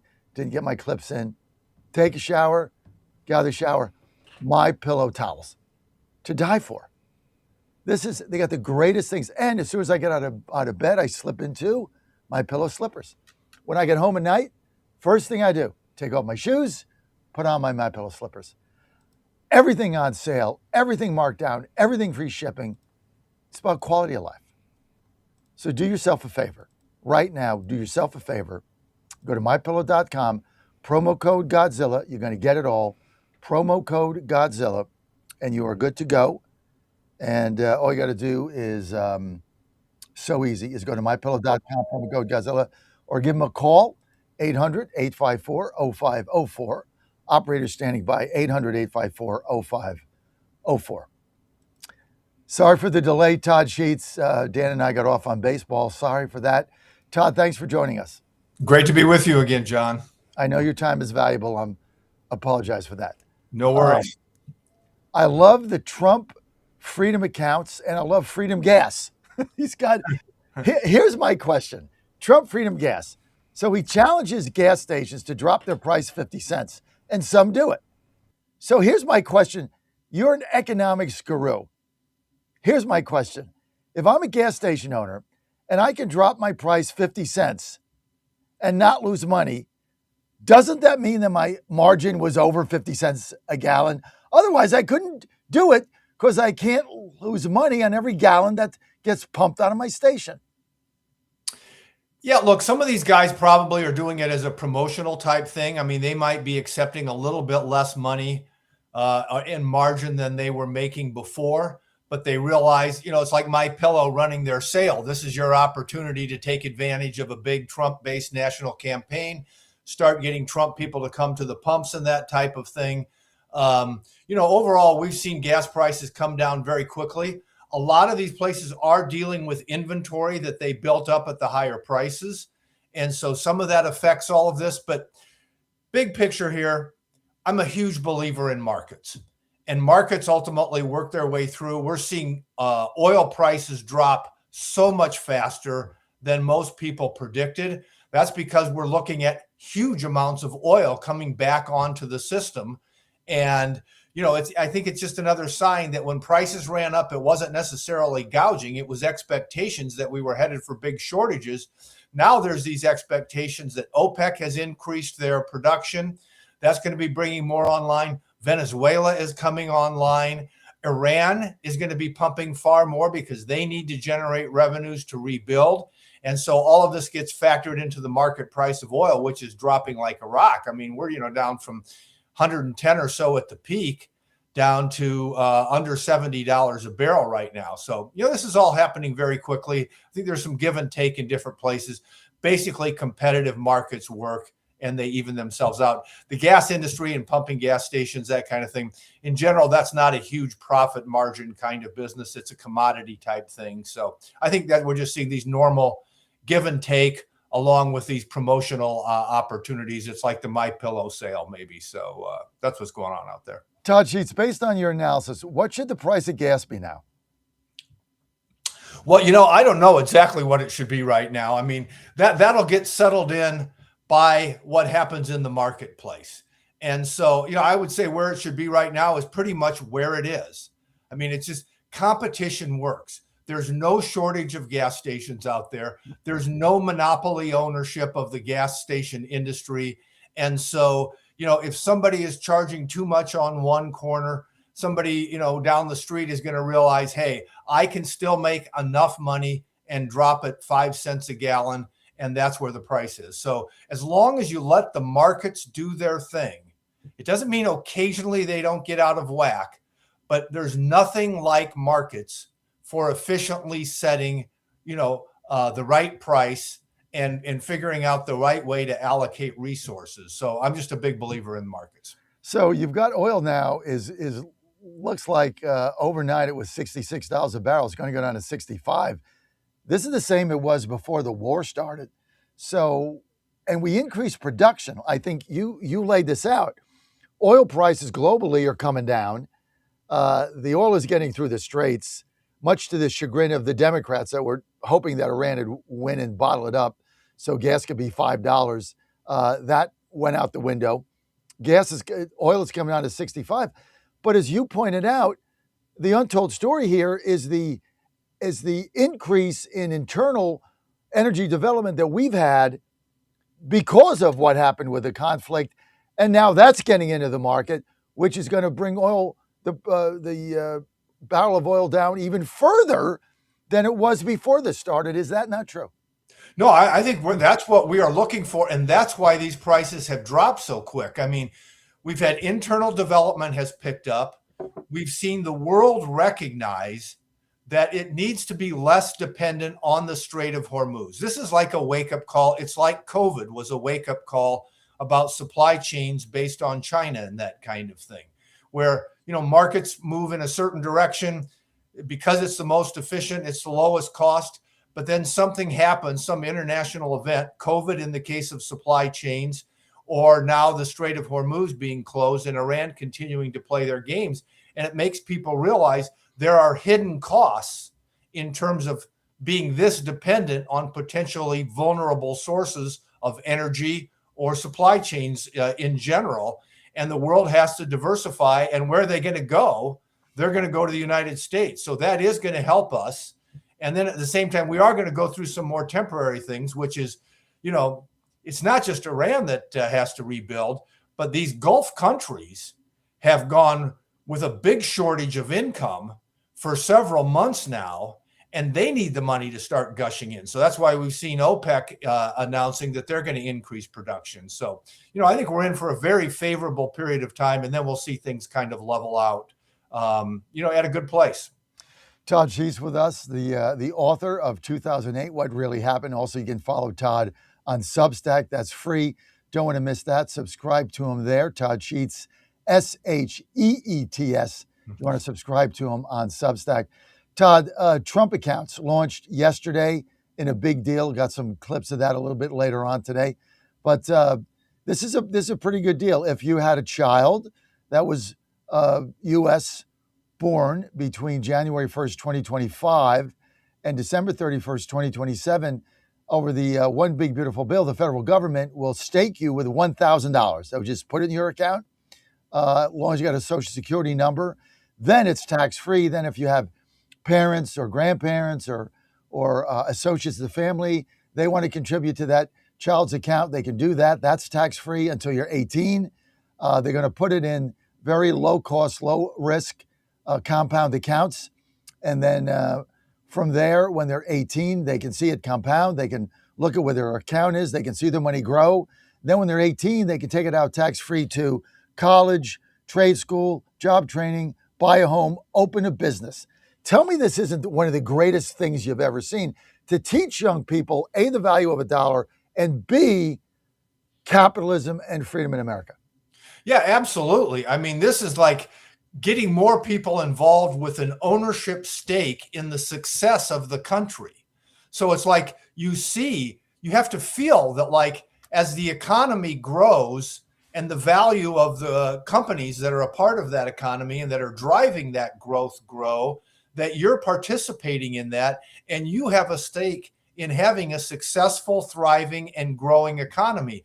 This gets right at the heart of a lot of the problems that we face with the Democratic Socialists and the liberals more generally, who have this attitude and a belief system. It's more than an attitude. It's a deeply ingrained belief system that basically there's this economic pie out there. And the only issue is, how do we carve it up in ways that we, the people doing the carving, the politicians, think are supposedly better for everybody because they're getting it from us. But it's not like that. Somebody has to be creating that economic wealth and that growth that builds and makes everything possible, including social welfare programs for the people who can't participate in the system. This was the history of the world before capitalism in the United States. There was no economic growth.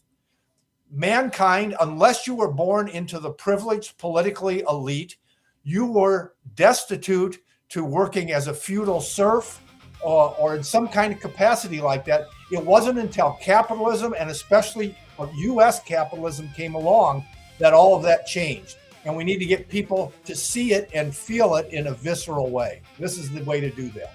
Pat, I got to go to a break. Do you mind hanging with us? Sure, I'd be glad to. And I'm sorry again for the delay. No worries. John Fredericks Media Network. Can't get enough of Todd Sheets.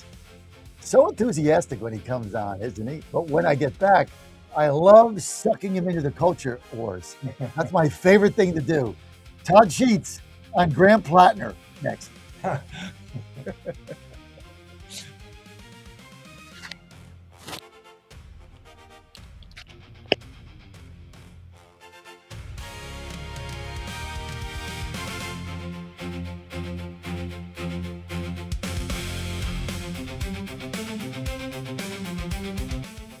In 2008, the amount of concentrated time people could spend on a task without becoming distracted was 12 seconds. 5 years later, it was only 8 seconds, 1 second less than a goldfish.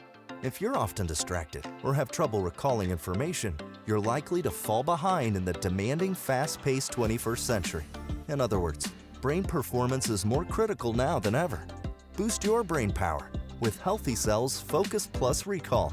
Science-backed nootropics to help you sharpen focus, concentrate longer, enhance recall, improve mental speed, learn rapidly, and be more alert. It's a pill-free brain supplement made with maximum absorption ingestible gel technology, designed to feed your brain at the cellular level. Take it for a test drive. Go to healthycell.com and use code GODZILLA for 20% off your first order of Focus Plus Recall. That's healthycell.com, code GODZILLA for 20% off. Hey folks, Al Green here for SatPhone. When you're on the go, you want to know you're connected. If it's a family vacation or an off-the-grid escape to a remote destination, having reliable communication helps you feel safe and secure. You can't afford to find yourself in a dead zone. That's why you need SatPhone. SatPhones are reliable, durable, and give you global coverage. If you can get outside, you can get in touch. It's that simple. Make calls from your SatPhone to any regular cell phone in the United States. The phones are $1,500 value, but you can get yours free. Just sign up for a 15-month plan, $94.95 a month. Get 150 minutes monthly that roll to the next month. Go 3 months without using them, that's fine. Yes, 3 months, 450 minutes, all yours. Visit SAT123.com or call 855-980-5830. SAT123.com, 855-980-5830. Get surety and security with your SatPhone. Call now. Ponder this. Why would God permit evil to occur? Why does he allow bad things to happen to good people? Why doesn't he intercede when innocent people are unjustly accused? These questions sometimes cause good people to turn their face away from God and question the very existence of God. But God does exist, and He does permit evil. Why, you ask? The short answer is that God permits evil to bring about a greater good. Think about this. The greatest evil ever committed is the killing of our God, Jesus Christ, the second person of the Holy Trinity. From this great evil came the greatest good, the opening of the gates of heaven. That's right, heaven did not open until Christ shed His blood for us. We must always trust God's plan for our salvation, especially when hard times fall upon us. Pray, trust, and persevere in good times and bad. I'm Susie Kelly, and I am passionately Catholic. It's finally here, our second annual mega sale. This sale only comes around once a year, so take advantage of the best offers ever while you can. For example, save 50% on our Giza Dream bed sheets, as low as $29.98. And for the first time ever on TV, MyPillow mattresses and MyPillow mattress toppers, as low as $99.98. And you save 50% on our Lux Pure 6-piece towel sets, regular $69.98, now only $39.98.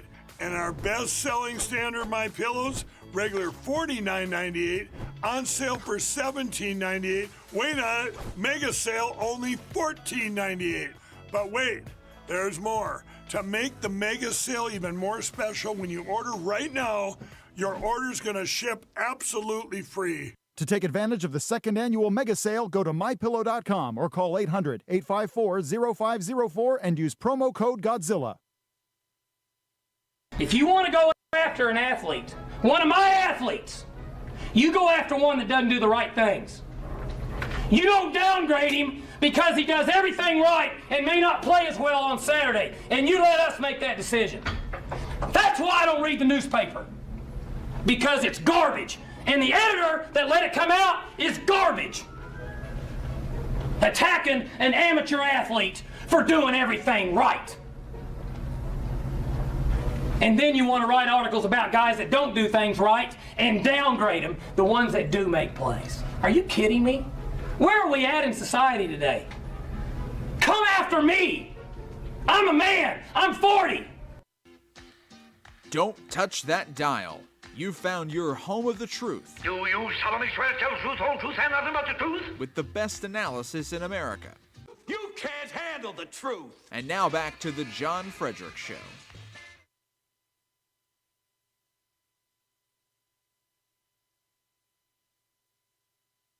If Plattner does decide to step aside, do you think the main Democratic Party will be able to nominate someone new without alienating former Plattner supporters? How do you see it?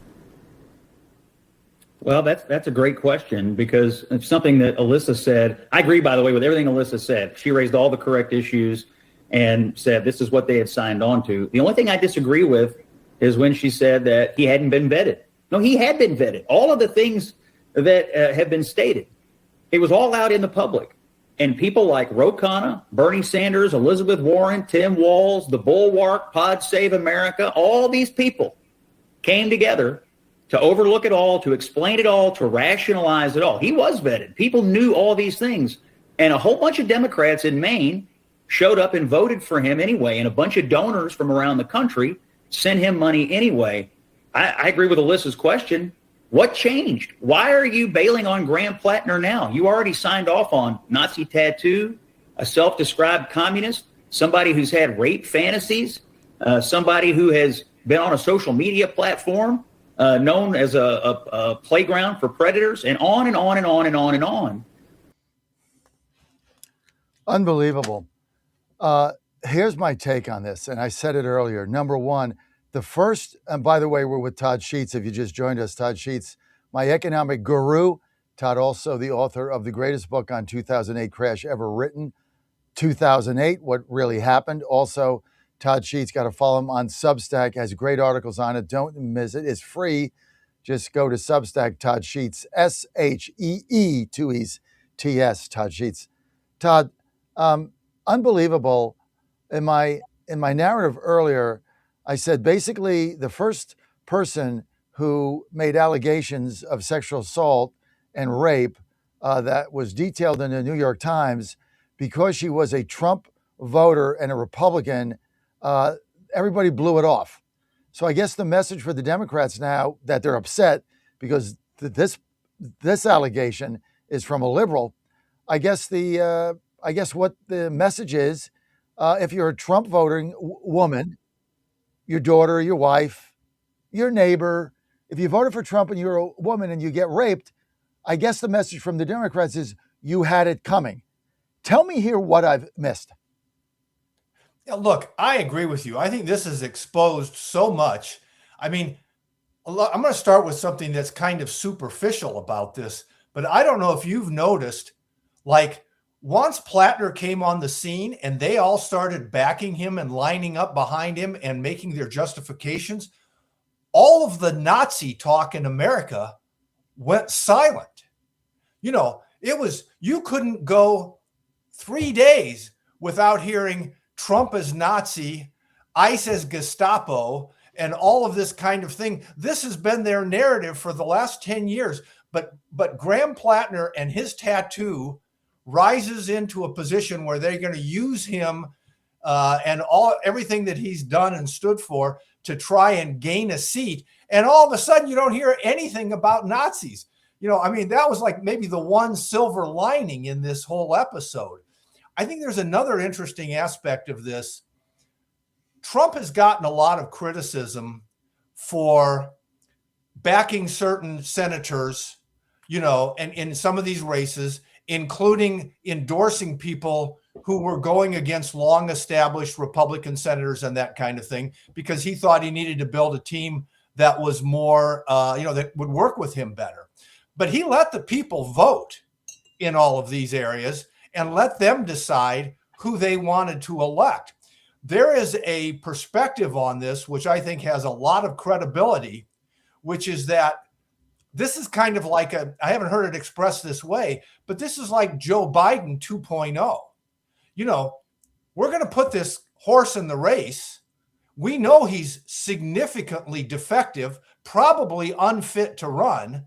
But if we can bandage up, you know, the problems and get him out there to cross the finish line, then we're going to ride him and we're going to take over after the race is completed, just like they did with Biden the first time. But then when they start to see the horse limping and they see these things starting, you know, the polls are going down. You know, with Biden, it was after the debate, you know, when it became so obvious. With Plattner, you know, I think one of my understanding is, you know, he's dropping in the polls. I mean, this stuff is starting to look like he is not going to win this race. And so now the party is stepping in and they're letting somebody step up and expose a story that's been around all along, like the interviewee on CNN was saying. But now they're just pulling him because the polls are going down and they're going to see if they can cram somebody else in there who has a chance of winning this thing, because they realize, you know, the defective guy they were betting on is not going to be able to pull it across the finish line. I mean, how politically cynical is that? You don't even, you know, trust and let the voters decide. You're manipulating all of this. This is like going back into the smoke-filled rooms where these manipulative party bosses are playing all these games to try and get the outcome that they want, and they're using people and they're using the voters. You think about this, Todd. They all went up there and groveled at his feet. I mean, it's incredible. These allegations were out there. This app that he was utilizing, I think Scott Jennings called it, you know, a playground for the abused. I mean, then the guys, it's one after the other of abusive behavior towards women. And, you know, unquestionably, the guy was a dog. But, you know, that's if it's, you know, legal and people are consensual, it's not my business. Between him and his wife or his girlfriends, I'm not interested in that. Never have been, never will. But these allegations were out there. And the fact that the first one got dismissed because she happened to be, and the reason they dismissed it, and they said it, she can't be trusted because she's a Trump voter. I mean, that like, it didn't matter what happened to her. It didn't matter that allegedly she was raped by this guy or sexually assaulted. The fact that she was a Trump voter, therefore it's dismissed. I mean, this is basically what they did. The only reason they're now calling for him to get out is because his poll numbers have tanked. And now they're going to get beat by Susan Collins. You're right. The cynicism here is incredible. I mean, it's just anybody looking at this has to be like, what do these people stand for? Right? And when was the last time you heard Eric Swalwell's name? Like, he just disappeared off the face of the earth, like never to be seen again. And you got the buried lead. They stopped using Nazi when they found out the guy's got a Nazi tattoo, and they had to defend it. And then they defended it by saying, well, he was drunk and, he was just on a lark and he got it. And then, he forgot about it. It's on his chest. It's this big. I said when this first happened, for someone that has an extensive amount of body art or tattoos, if you want to call it, which is me, you look at that tattoo that was on a photo or something at internet that somebody had. That thing is huge. I have one that same size. It happens to be the angel Gabriel on my chest. That thing took me 15 hours in a chair and a month of planning. You just don't walk in and get that. I mean, it's 15 hours I was in a chair for that size all over your chest. Like this idea that he was just drunk and giving, oh, yeah, I'll take that one. And they did it, and he got up sober and saying, oh, how did I get that? It's not the way it works. They've been lying about it forever, and now they're caught, and now there's yet to be an apology. Yeah, look, this comes down to me to political greed. We hear all these accusations of corporate greed, individual greed. Elon Musk is a trillionaire. Other people are billionaires. Nobody can be a billionaire without taking advantage and raping and exploiting and using supremacy and all these tools to get there. We know that's not true. We know how hard it is that people have to work to do this in a competitive capitalist system, and how they move the country forward and they grow the pie that we were talking about earlier that creates job opportunities for everybody else. But we hear about that kind of greed. What we don't hear enough about is political greed. And political greed means you are willing to ignore the truth. You are willing to subsume individuals' lives, ignore the importance of the individual who made accusations when she was a Republican, and it looked like maybe this guy was your meal ticket to winning a congressional seat. And then all of a sudden, as soon as that you realize that's not going to happen, then you find somebody else to bring out so that you can do what you should have done in the first place, kind of thing.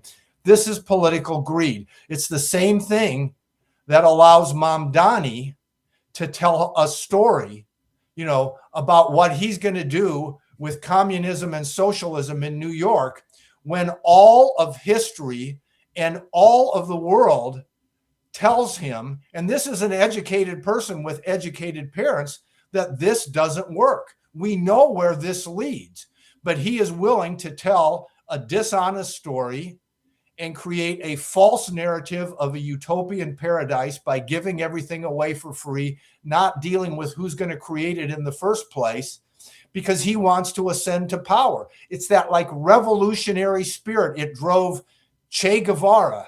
It drove Castro back in the 60s, and it's driving the far left to try and do the same thing here in America. And we see it coming through in all these different ways, and this is just another one of them. Todd, Steve Bannon yesterday said something on my show that was very interesting. And I kind of agree. I totally agreed with him. I want to get your take on it. I actually did a video on it on TikTok yesterday because it was that good. He said that in the next 2 years, every major American city will be controlled by a jihadist communist. Every one. New York, Minneapolis, Seattle, San Francisco, Los Angeles, now Washington, D.C., right? It goes right down the line. He said you can't have a country where every major urban center is controlled by communists that will not apply federal law. He said if you do that, you basically have no country, and it has to end up in a dark way of conflict. I don't buy into. But what is your take on that? Yeah, what this reminds me of is we go back to last summer when we were first starting to deal with Trump and ICE in some of these sanctuary city type things and going in to try and find the illegals there, because obviously that's where you're going to have huge concentrations of illegals in places that have declared themselves a sanctuary. And, I was having a conversation with one of my good friends, lifetime friend, one best friend from middle school, who's turned out to be, on the other side of the political aisle, so to speak, and not by a little bit. And, there was all this stuff about Trump and the rule of law and the National Guard and all these kinds of things.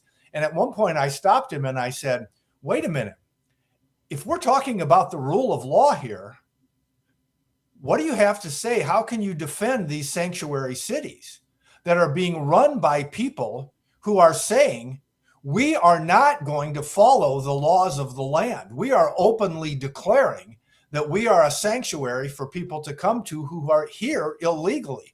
That's where the rule of law broke down in this whole situation. So, look, I think Bannon is onto something in the sense that it's like the socialist death spiral.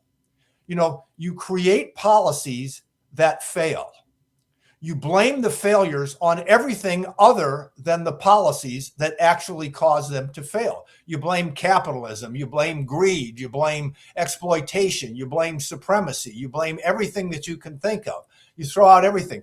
And you use that to create more policies that then fail again. And you never admit it. And you have to become more and more extreme as you go down this death spiral, because everything is disintegrating around you. And so you have to become more and more extreme in defending, again, the political turf that you've created in the first place. I'll add one more thing here. Obama used to go around, and when he was running for office and in office, and one of his favorite lines was, the conservatives love to say, pick yourself up by your bootstraps. But what if you don't even have any boots? Well, the question for him is, why don't the people you're talking about have boots? You and your party and your agenda has been in control of the policies for the inner city people that I think you're referring to for the last 50 or 60 years, depending on which point you're talking about. And those policies have failed so miserably that the people that, when LBJ created the War to End Poverty, the Great Society program in the 60s, it failed. And the reason they don't have boots is because we're not giving them the tools to participate in the economic system of upward mobility and hard work and being a part of it and that kind of thing. They created a system of government handouts and disincentives and all of these problems. And that's why we're ending up in this kind of place. So look, it's a problem. I think ultimately we'll get it turned around. It's horrific what is going on with some of these people. But this Plattner thing, I just, they got out of the Swalwell debacle by just they just ignored him. And then, of course, the fake news has their back. So the fake news dropped him. So he just had no media coverage. He just went away, and you never to be heard from again. Fake news never brought him up. Media never brought him up. Nobody brings him up. And so it's just gone. And now they have a new nominee, and that's it. End of story. I don't think they can do the same here. They're going to try to do it. They're going to get Janet Mills, and they're going to make believe the guy never existed. I don't think they can do that.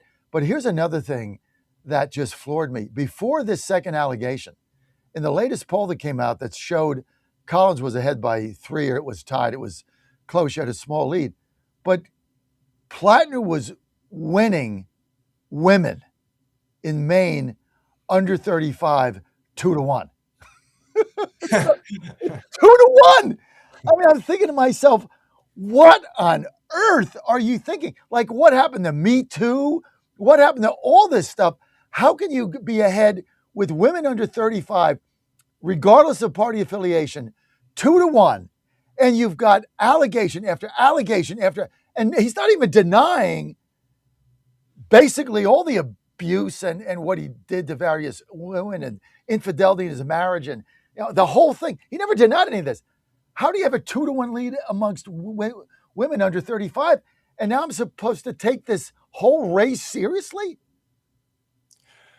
This is the same group that is electing Imam Dani, right? I mean, it's these white, educated, young, educated women.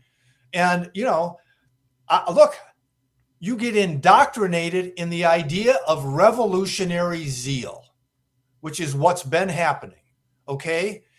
You grow up in an educational system that pounds this idea of supremacy, of exploitation, of colonialism, of all of these things, of anti-Americanism. They create this revolutionary zeal. It's the same kind of thing that Castro was writing. It's the same kind of thing that they were writing Chavez in Venezuela and that type of thing. And you create that among a young revolutionary spirit-minded crowd. And it's like any means justify the ends, because you believe you are fighting against the evil Satan. Okay. And if you create Trump is, we can't say Hitler anymore if we're talking about them, right? But he's Satan, because now we actually have Hitler running. So we've got to shift the metaphor. But if you create that mentality, these people believe any means justify the ends. And that's what we're seeing here. It's miseducation. I mean, this is what happens when you put people in school systems that teach them to hate their country and that they should overthrow and do whatever it takes to overthrow the evil empire that they believe they're running against. Don't you think that the 250 celebration crystallized the failure in our education system for average Americans? I hope so. And I hope we're getting that message out there. But I'll tell you, we are fighting this on the left. I listened to the Daily Podcast, which is the New York Times podcast, yesterday, actually. I was in the gym. And they're still twisting that narrative. Her narrative, it was her whole discussion. This was like the celebration of 250 was like the theme of the thing. And go back to the founding fathers, and what the whole discussion was, she had this narrative about, we're now finding out that the founding fathers weren't everything we thought about them, that Thomas Jefferson was having children with Sally Hemings, and they had all these lofty ideals that they created, but they were these, deeply flawed individuals, so on and so forth. And that this went a long time, and that the certain segment of the country bought into this myth of America and the founders, which was always a myth created by people who had no interest in the facts. And then according to her story, then we get to the 1900s. And around that time, we have professional historians arising in the universities who care about the facts. And they start pointing out all of these inaccuracies in the myth that the other side believes in. And we start seeing the reality of America. And she goes on and on about this thing. And, she never deals with the reality of the changes that came from those founding ideals, what we were talking about earlier. Thousands of years of deprivation until the ideals of those people kicked in. Were they flawed individuals in some cases? Of course they were. All individuals are flawed. But they created the ideals that revolutionized the world for people who were born outside of political privilege. And so, but, again, going back to your point, they're still taking this narrative that the educational system is finally exposing the reality of all the problems. And it's hard for the right to deal with it because they've been living off these myths forever. That's their side of the argument. Unbelievable. They just hate America. They hate America. That's the defining difference now. The defining difference is, do you believe we were founded on the greatest ideals that have ever been developed for lifting mankind up out of poverty, and that we were at times not fulfilling those ideals in the best possible way. And the challenge of America is to keep working to come closer and closer to fulfilling those ideals. That's my belief of what's happened. Their belief is none of that happened. It was all a flaw and a myth in the first place. We need to overthrow it, and we need to go back into a system of politically driven privileges and handouts by the politicians. It's the same system that created all of the deprivation in the first place. Todd, this is why I love dragging you into the culture wars. The great narrative. We got to get this up on YouTube ASAP. Todd, thank you. If you want to follow you, you go to Substack, Todd Sheets. You want to get this narrative from Todd in by about 12 o'clock. It'll be up on our YouTube channel. What is that? John Fredericks Media. Don't go to John Fredericks Show. You'll get stuff on there from 10 years ago. It's gone. John Fredericks Media. Todd Sheets, he's going to be up there by noon. Dan will get it up. Todd, thank you. Thank you, John. We're going to be right back with your calls, 888-480-JOHN. West Virginia, Mavericks coming up, 9 o'clock. Operations Center says the tanker had been hit near Lima, Oman in the strait, adding the projectile hit the port side of the vessel while it was travelling south out of the strait toward the Gulf of Oman. It adds there's been no environmental impact from the strike and that the authorities are investigating. Iranian state television is reporting the liquefied natural gas tanker came under attack after ignoring warnings but did not directly claim the assault. I'm Charles Tilledesma. Calls are growing within his own party for Democrat Graham Plattner to drop out of the U.S. Senate race in Maine. On top of other allegations now, a woman is accusing Plattner of sexual assault. Republican Senator Tom Cotton. Let's not kid ourselves about what's happening here. The Democrats were willing to overlook other past misconduct, not mere allegations, but misconduct that he had confirmed because they agreed with his socialist, anti-Semitic, anti-American views. Those were a feature, not a bug. Cotton speaking with the Salem Radio Network. Millions of people in the mid-Atlantic and the Northeast face another day of rain as floodwaters and the threat of flooding persist. Parts of New Jersey and Connecticut have been especially hard hit by flash flooding. Watching Wall Street this morning, stock futures are mixed. The Dow futures are up 149 points, while the NASDAQ futures are down 312 points. More on these stories, townhall.com. The following is a real-life story from Trinity Debt Management. When I was feeling the stress of too much credit card debt, I looked at two different options, debt settlement and debt management. They may sound the same, but guess what? They're not. Debt settlement seemed like a quick fix, but I found out it would destroy my credit, create tax headaches, and hit me with huge fees. They actually told me to stop paying my bills. No way, not me. Then I turned to a debt management plan developed by the team at Trinity. They worked with my creditors, lowered my payments, reduced my interest, saved me thousands, and paid off my debt. And Trinity is a Christian company, which is important to me. If credit card debt has you down, call Trinity at 1-800-990-6976. My name is Heather. Please forget debt settlement and remember Trinity Debt Management. 1-800-990-6976.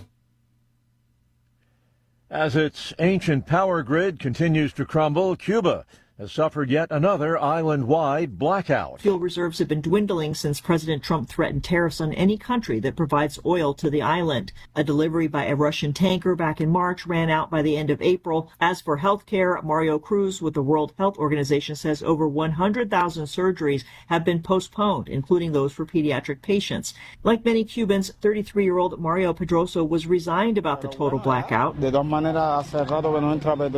Oil hasn't come in here for a while, he says, and we have no way to solve the problem. We have to resist, as we Cubans say. That's all. I'm Jennifer King. Explosions rocked Damascus shortly after French President Macron entered the presidential palace for a meeting with his Syrian counterpart. The blasts injured at least 4 people, but the French president's office says Macron is safe and his visit to Syria is ongoing. News and analysis at townhall.com. New ICE facility could speed up deportations of families and kids. The Trump administration plans to open a 528-bed holding center for migrant families and unaccompanied children awaiting removal from the U.S. It's being built in Alexandria, Louisiana, next to an airfield that's become the nation's largest hub of deportation flights. Immigration and Customs Enforcement says the facility's not a detention center, but a staging facility. The location would remove logistical headaches caused by extracting children from foster homes and shelters and not having anywhere to put them during final preparations for flight. I'm Ben Thomas. The premiers of Alberta and Ontario have proposed a pipeline to carry Western Canadian oil to the country's east as Canada seeks new markets. The pipeline to carry up to 500,000 barrels of oil a day. More on these stories, townhall.com. And they're off. This summer, the Thunder returns to Colonial Downs Racetrack. Live thoroughbred racing June 25th through September 7th. Feel the excitement. Hear the roar of the crowd. Experience Virginia's premier horse racing destination every Thursday through Sunday all summer long. Bring the whole family for Family Fun Sundays, packed with activities for all ages. Parking? Free. General admission? Free. Memories? Priceless. Make Colonial Downs Racetrack your new summer fun time tradition. Get tickets and race day info now at colonialdowns.com. Now more than ever, it's imperative to support companies that share our conservative values. That's why I can't be more excited to tell you that I've switched my family to Patriot Mobile. Patriot Mobile is America's only Christian conservative wireless provider. When you switch to Patriot Mobile, you shift your support away from the leftist, woke, progressive agendas of Big Mobile. Patriot Mobile's wireless service works perfectly and seamlessly as you go about your lives with exceptional nationwide coverage that uses the same towers the main carriers use. Patriot Mobile donates a portion of every dollar earned to causes you care about, to organizations that fight for religious freedom, First and Second Amendments, sanctity of life, and the needs of veterans and first responders. Patriot Mobile has plans to fit any budget, along with great discounts for our veterans and first responder heroes, as well as multi-line users. Switching is easy. Just go to patriotmobile.com/Godzilla or call their U.S.-based customer service team, 972-PATRIOT. That's 972-728-7468. Use offer code Godzilla for free activation. Washington is wasting $500 million every year on a federal supervision system that doesn't work. Probation officers are overwhelmed. Resources are going to people who pose zero threat, while actual dangerous individuals slip through the cracks. The Safer Supervision Act stops the waste and refocuses every dollar on protecting families from harm. President Trump's own pollster found about 80% of Trump voters want this fixed. It's time for Congress to get this done. Stop the waste. Protect our communities. Visit safersupervision.com. Paid for by the Reform Action Fund.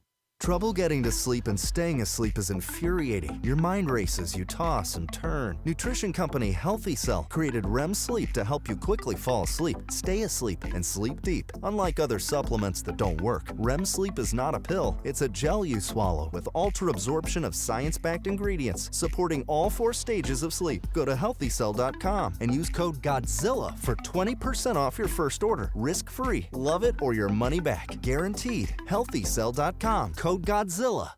Bad decisions limit future options. Make enough bad decisions and you will destroy your life. Listen to The Flatline with your host, Rick Hughes, every Sunday morning on the John Fredericks Radio Network. The Flatline describes a main line of resistance in your soul, built on God's Word. Join us every Sunday morning for 30 minutes of inspiration, motivation, and education, all without manipulation. That's The Flatline with Rick Hughes, heard here every Sunday at 8:30 a.m. on the John Fredericks Radio Network. Folks, this is Crom Carmichael, CEO of Soul Tea. I have recently turned 77 years old. I do not take prescription drugs. I have not had to take prescription drugs, and I attribute a lot of my good health to a product that I've been taking, which is the active ingredient in Soul Tea. It's a 22% concentration of theaflavin. We did clinical trials on it 25 years ago and found that it helped lower cholesterol. We have had many, many hundreds of letters and emails from customers telling us how it has helped them not only manage their cholesterol, but lower their triglycerides and help them on their blood pressure. And I can't tell you how much I attribute to Soul Tea for my good health at age 77. And I encourage you to go to GodzillaHeart.com. That's GodzillaHeart.com. And use the code Godzilla at checkout, and you'll get a 50% off on your initial shipment of Soul Tea. And I promise you it will be a great help for your heart health. Thanks so much. And later on, at summer's close, the crack of bats where heroes rose. We cheered at games beneath the sky, remembering those who sacrificed. Oh, liberty, land of the brave and true, blessed by God in all we do, from golden shores to mountains grand. The greatest blessing in this land, we raise our voices clear and bold, a story that will not grow old. Live from the studios of the John Fredericks Media Network, it's The John Fredericks Show. Grab yourself a cup of 1775 coffee, sit back, and get ready for the best 4 hours of talk in the universe. To be part of the show, just call our toll-free number, 888-480-5646. And now, here's the Godzilla of Truth, the Oracle of the Deplorables, the man who plays to win the game, John Fredericks. You're on the John Fredericks Media Network, and I am your Godzilla of the Truth in America, your Oracle of the Deplorables. Thanks for joining us today. Phone lines are going to be open for this segment. Got a couple cancellations coming up. Dan Music apparently is not with us, can't make it. And then our 8:30 guest also is traveling. Something came up, he got delayed. He can't make it either. So I got plenty of time for clips, calls, all that fun. This is what makes our show so much fun, because it's all about you and the community that we live in. So thank you. Want to hear from you. Want to hear from your calls on Graham Plattner. You know, the defining moment for the Democrats, this is a classic from Todd Sheets. The defining thing now about the Democrats in this election is they hate America. I love the way he's framing that. They hate America. And that is really now what this campaign's about. It's not about gas prices. It's not about affordability. It's not about the war in Iran. It's not about the Straits of Hormuz. It's not about Israel. The defining thing in this campaign is the Democrats hate America. That's what is going to define this campaign. They hate America. They hate the founding fathers. The 250 brought all this out. The 250, they couldn't help themselves. They can't help themselves. It was too much for them. It was too much to see fireworks. It was too much to see the celebration. It was too much to see the flag shirts. It was too much to see the patriotism. It was too much to see the state fair. It was too much to see the celebration of this country's freedom. They have to hearken back to slavery, racism, exploitation, indigenous peoples, Indians, whatever they want to do. They have to go back and say the country was founded on a false premise. The country's a lie. The founding fathers are scum. That's what this now election's about. Sheets nailed it. This is really the defining issue in now this campaign. You got a Democrat congressman out there yesterday rooting for Belgium to win the cup or to beat America.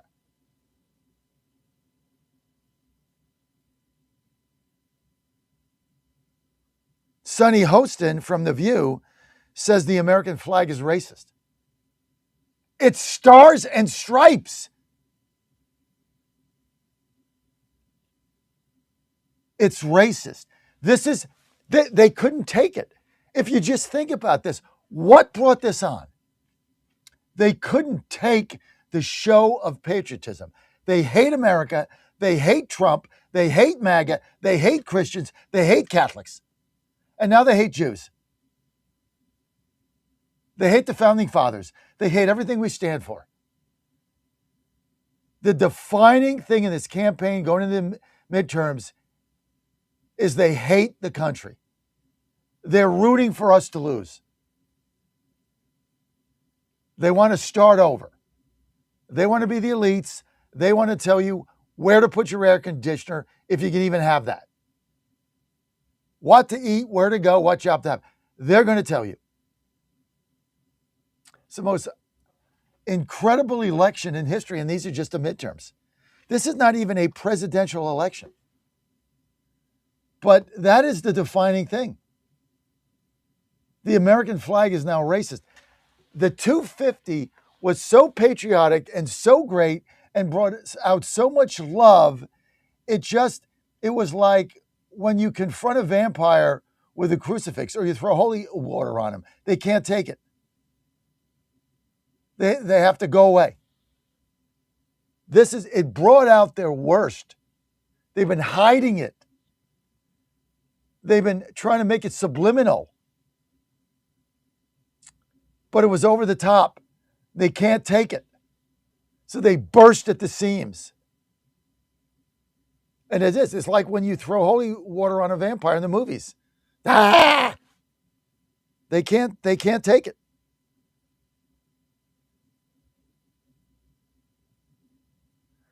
The View's message to America on the 250th birthday, quote, do better, bitches. I mean, this is what we're fighting. Do you understand? Do you have any idea what the hell's going on out there? This is why they defended this guy, Plattner, up until he fell behind in the polls. If he was ahead of the polls, they'd still be defending him. Do you understand that? This has nothing to do with anything other than he started dropping in the polls. And they got all their overnights and he's done. And so they abandoned him. If he was still ahead, they'd stick with him. They wouldn't care what he was doing to interns on the floor. They don't care. As long as he's a vote for them, to put him in power. Somebody has got to have the courage to exploit this, to tell America what they're doing. Maybe it's me, maybe it's not, maybe it's somebody else. Maybe it's me and Bannon. I don't know who. Somebody's got to do this. We don't have any courage. Like, where's our Republican senators? I mean, they rolled out Kevin McCarthy, some warmed over rhino. Like, where's our senators? The only one we got is Fetterman. And he's not even a Republican. Like, where are they? Where's Tom Tillis? Where's Cornyn? Where's Cassidy? Where's Rand Paul? Where are these people? Where's Thune? Collins can't say it. Collins can't say it. Collins said, hey, it's up to them. She did the right thing. It's up to them to choose who their nominee is. I'm going to run my campaign. What a classy lady. You know what?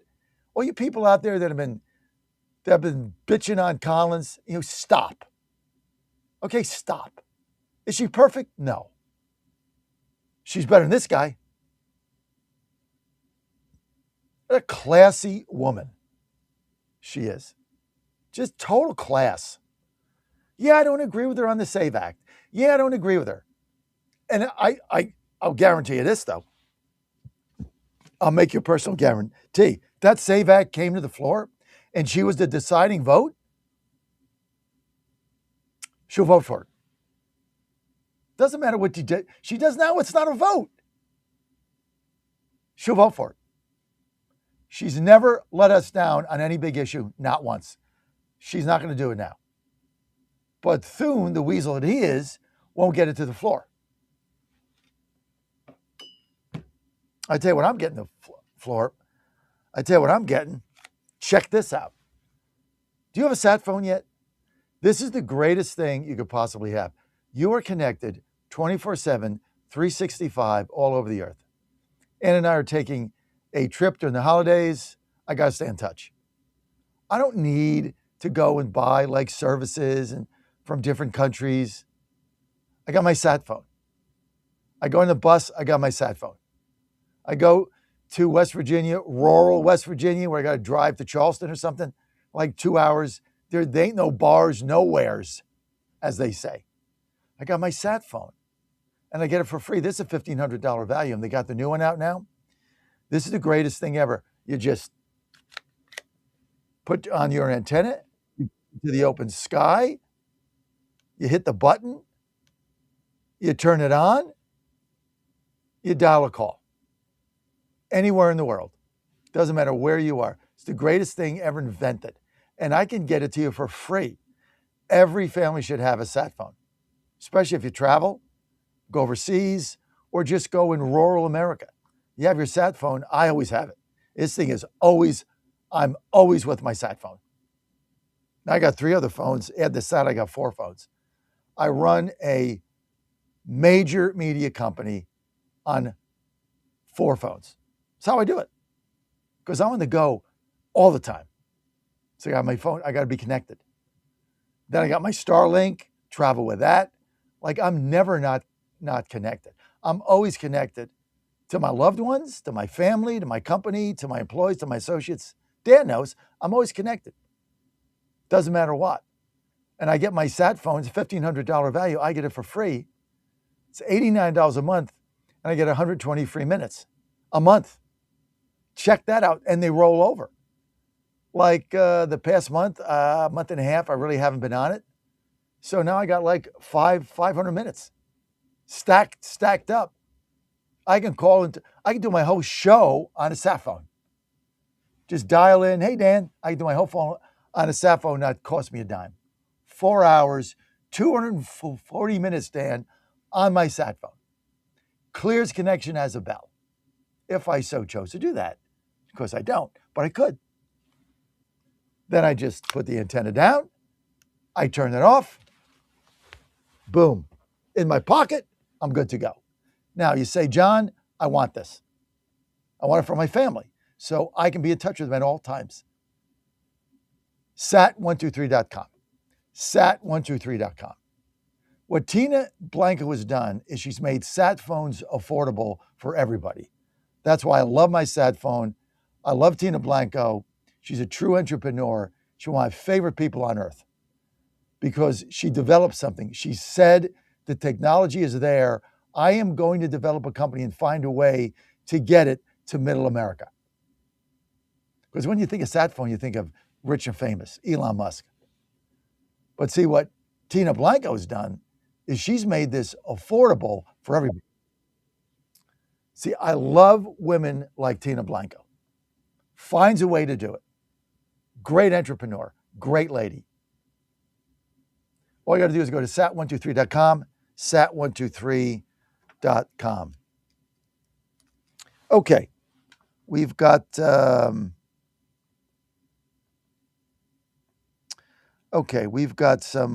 Who's on? Who do we have on hold here? We have a caller or not? I got mixed up, Dan. Dan.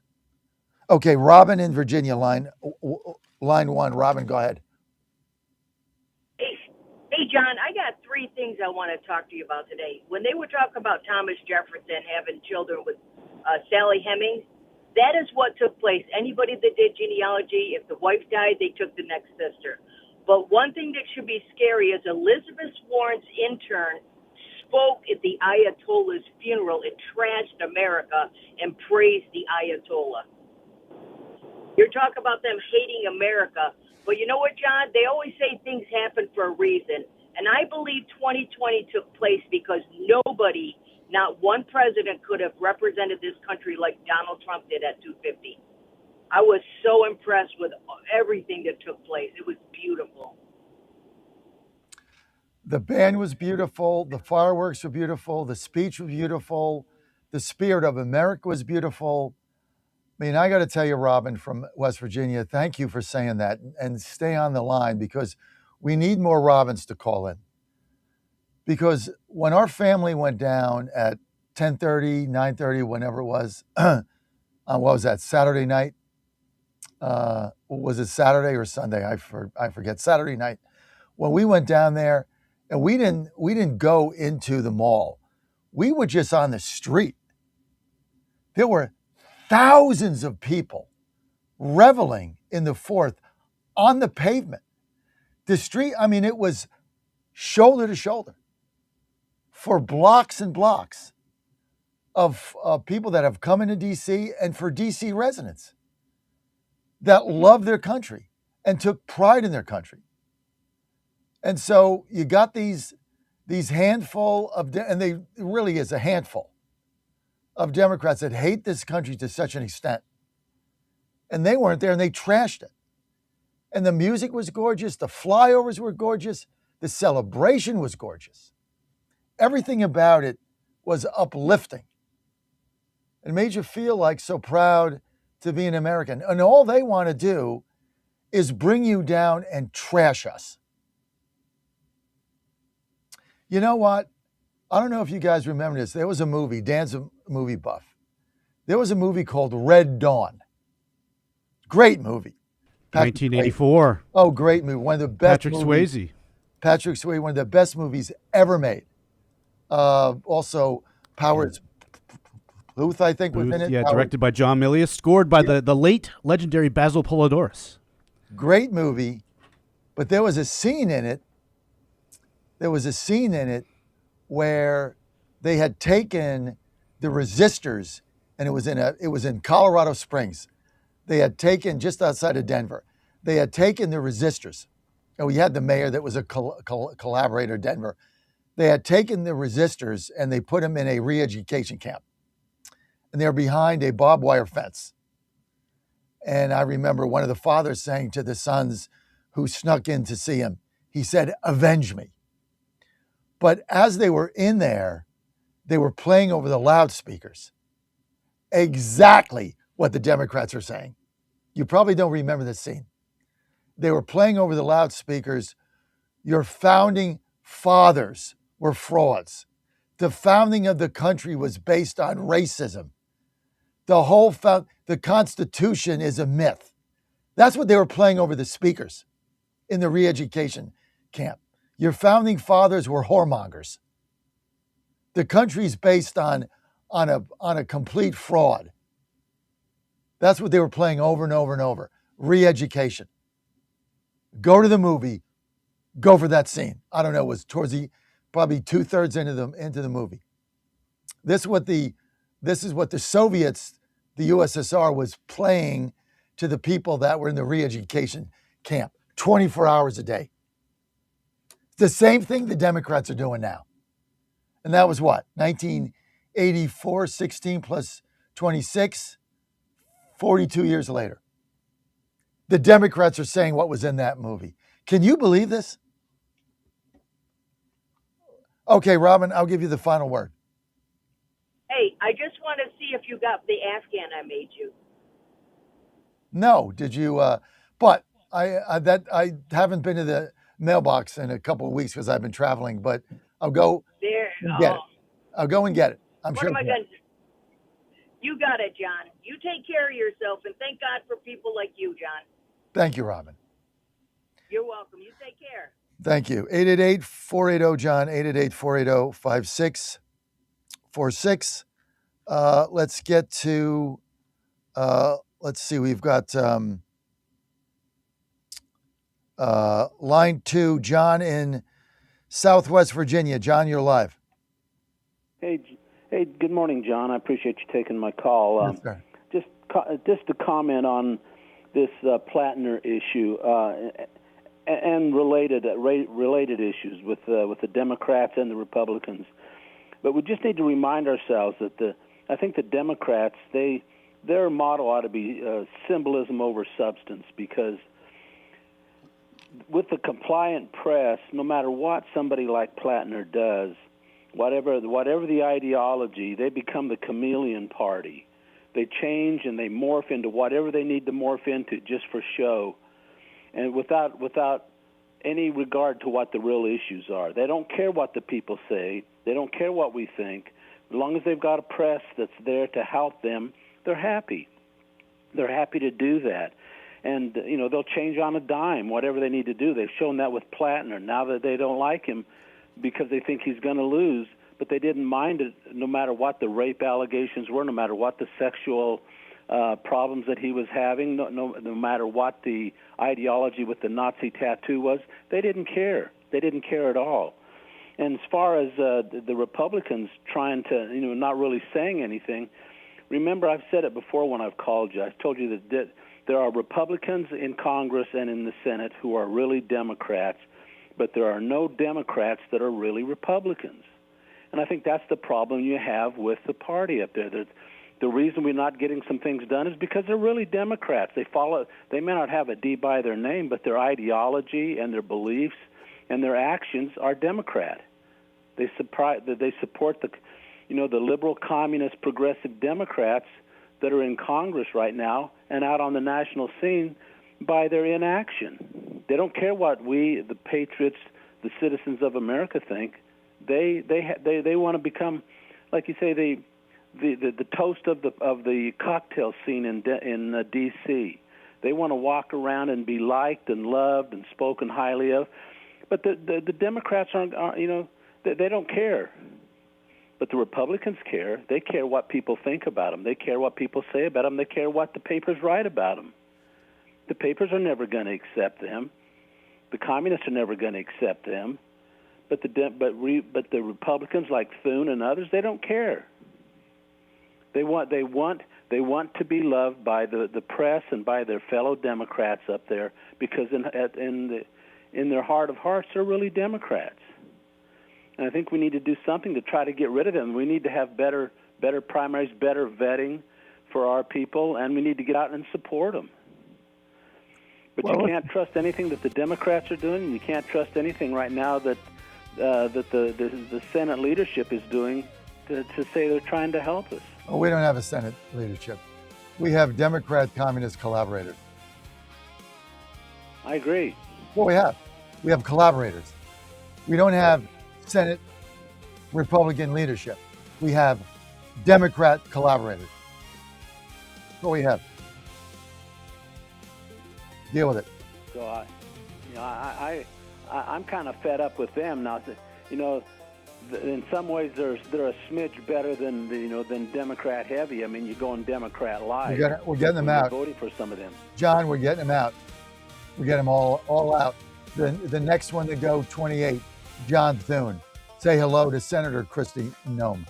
See ya, Thune. Rhino loser. They're collaborators. We'll be right back with your calls, 888-480-JOHN.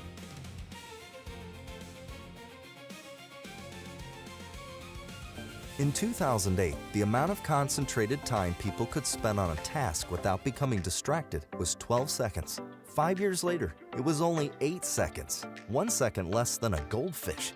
If you're often distracted or have trouble recalling information, you're likely to fall behind in the demanding, fast-paced 21st century.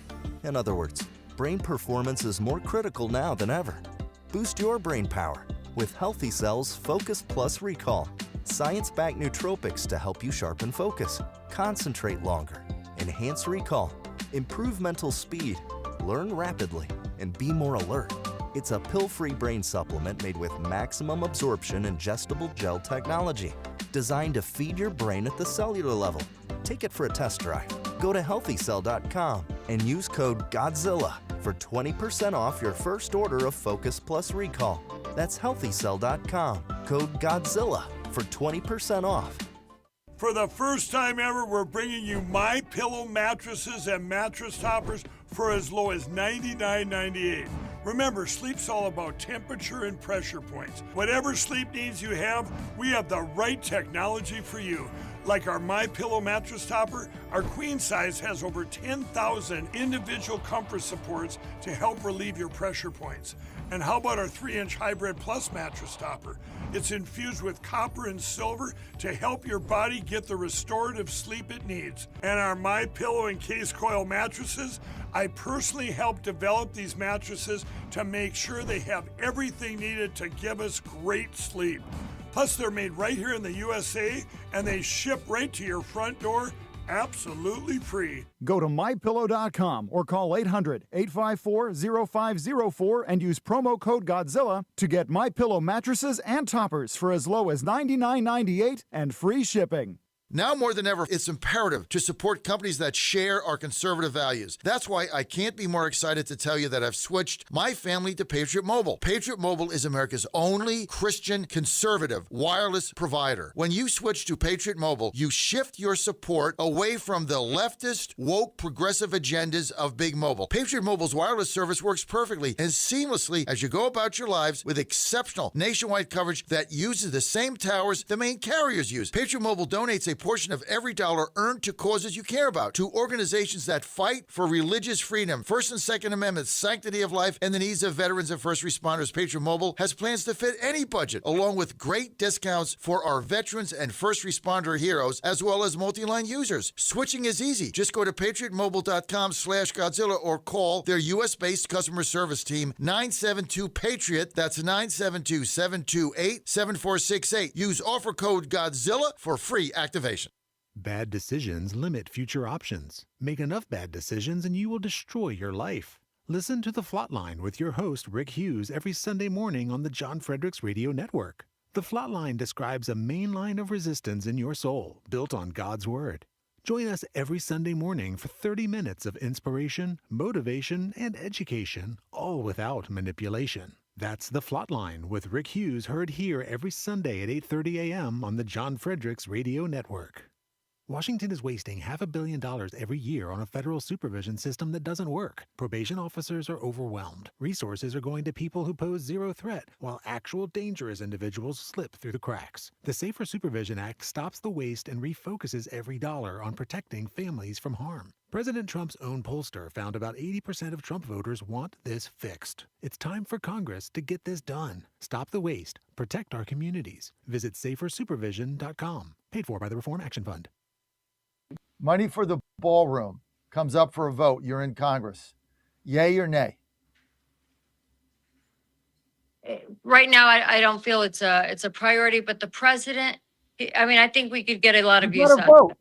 There's two cards, red, green. There's only two Listen, I cards. bleed red. Are you going to vote yes or no for the ballroom? It's a simple question. Ola. I don't think it'll ever hit the floor or hit a. There are other Such a things that are political answer. priority before the ballroom. So you're not going to answer the question. Here's the problem. You're running for Congress. People want truth and clarity. I've given you two questions. You hedged on. I don't think that the ballroom is a priority. So you'd vote no. See, this is the thing. I don't think it's a priority, but I will never go against the president. You can't. He's your Godzilla of the truth in America. No gibberish or nonsense, just common sense. And now back to the John Fredericks Show. Well, you're on the John Fredericks Media Network. Great to have you with us. I am your Godzilla of the truth in America, your oracle of the deplorables. Well, what a day we're having here. Got to get to your calls. 888-480-JOHN, 888-480-5646. Yes, Dan, you are correct about that. Kind of inside baseball here. But Dan absolutely nailed it. This segment brought to you by the Reform Action Fund. Why am I such a believer in the Reform Action Fund? Well, it's simple, okay? We got to do the right thing. The recidivism in this country is out of control. It's been that way for a long time. The Safer Supervision Act, which is now making its way through the House and through the Senate, is so critical. Now, the Safer Supervision Act fixes all of the waste that we have in the probation system. And when I talk about that is the First Step Act was giving people a second chance, those that didn't commit violent crimes, giving them an opportunity to earn their way out and get back in society and not commit additional crimes. And that's what the First Step Act did. The Safer Supervision Act is a natural progression from that. Many states have passed it. Virginia did, and I was 100% for it. And thank you, Governor Youngkin, for signing it. What the Safer Supervision Act does federally is if you're on supervised parole and your parole officer deems that you are not needing supervision, have a job, doing the right things, drug and alcohol free, all the great things that you're doing, that's perfect. Well, there's no reason to be supervised when that supervisor, that parole officer, could be spending his time on somebody that really needs supervision that might be at risk to himself or to others, right? That's the purpose of supervisory of the parole officers and supervision when you come out. But parole officers are overworked. They have 100 people. They should have 50. So if some of them they can cut loose because they're at no risk, we need to do that. And what they have to do is they have to make a recommendation to the judge that's in charge of them, and the judge reviews it. And if the judge says, yeah, you're right, this person's doing great, then they got 2 signatures, they're off supervision, and that parole officer can then focus on the people that need to be supervised.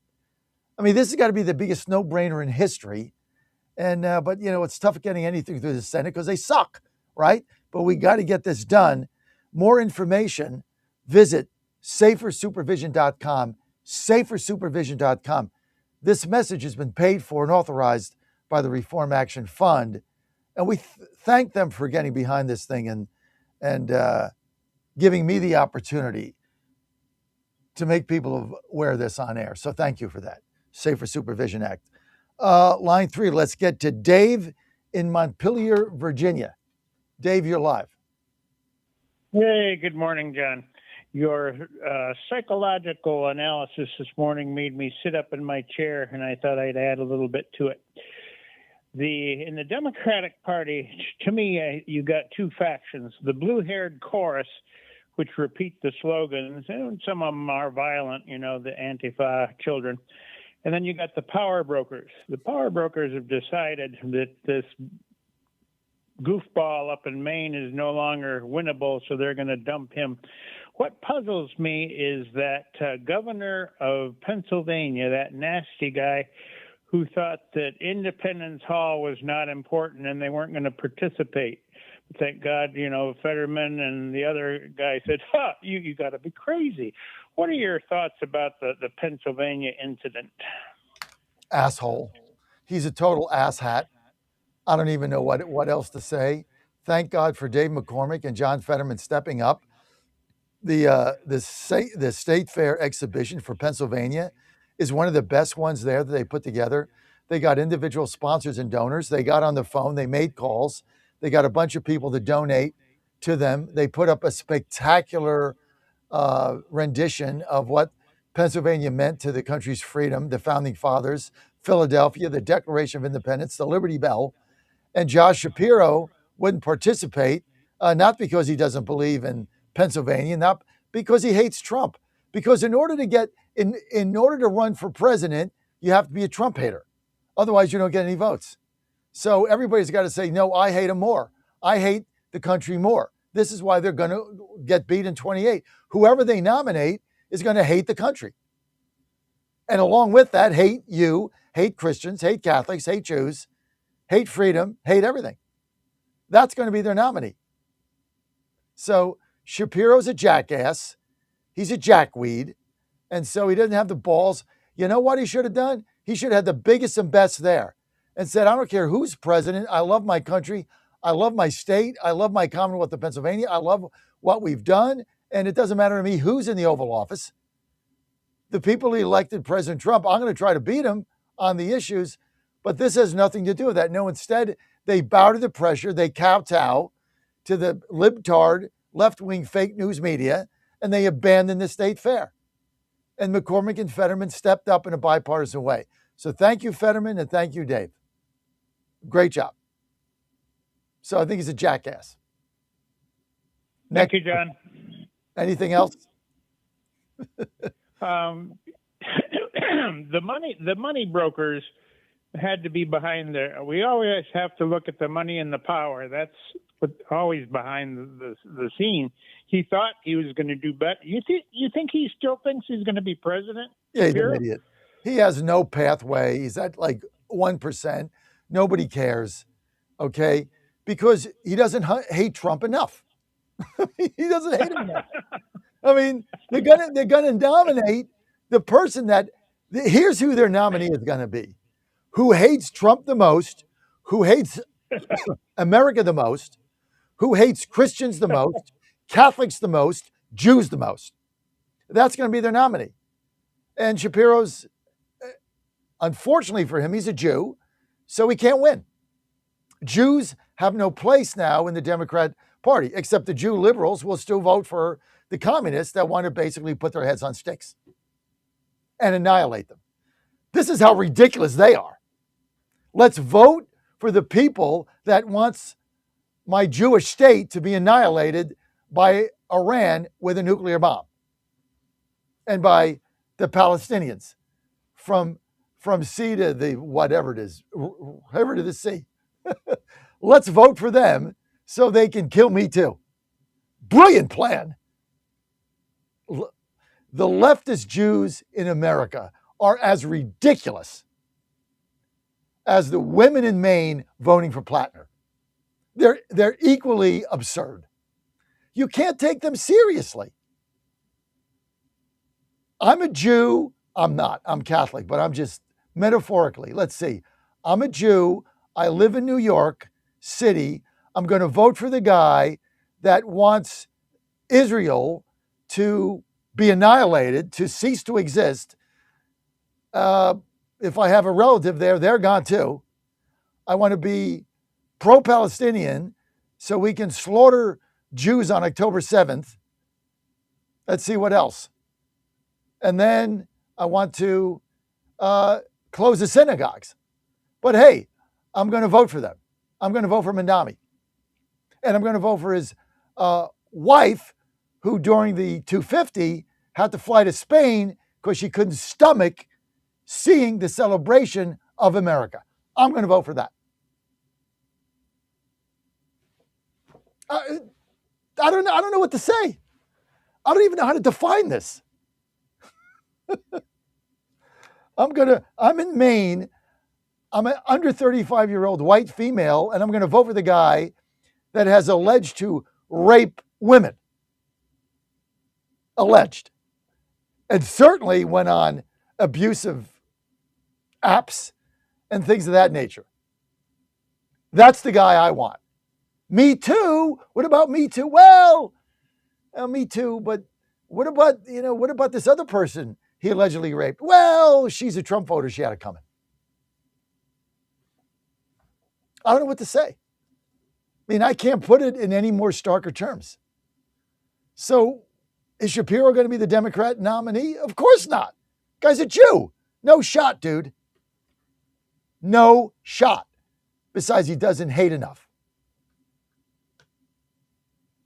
They're going to nominate a godless, communist, Jew-hating, Catholic-hating, Trump-hating, jihadist communist. That's who they're going to nominate. Deal with it. That's your party, guys. You Democrats, Taurus and them, listening to me, I got your text, Taurus. This is who you're going to nominate. You're not going to nominate somebody rational. You can't do it. I'm telling you, 250 was the breaking point for these people. It put them over the edge. This is why this is all pouring out now. They couldn't take it.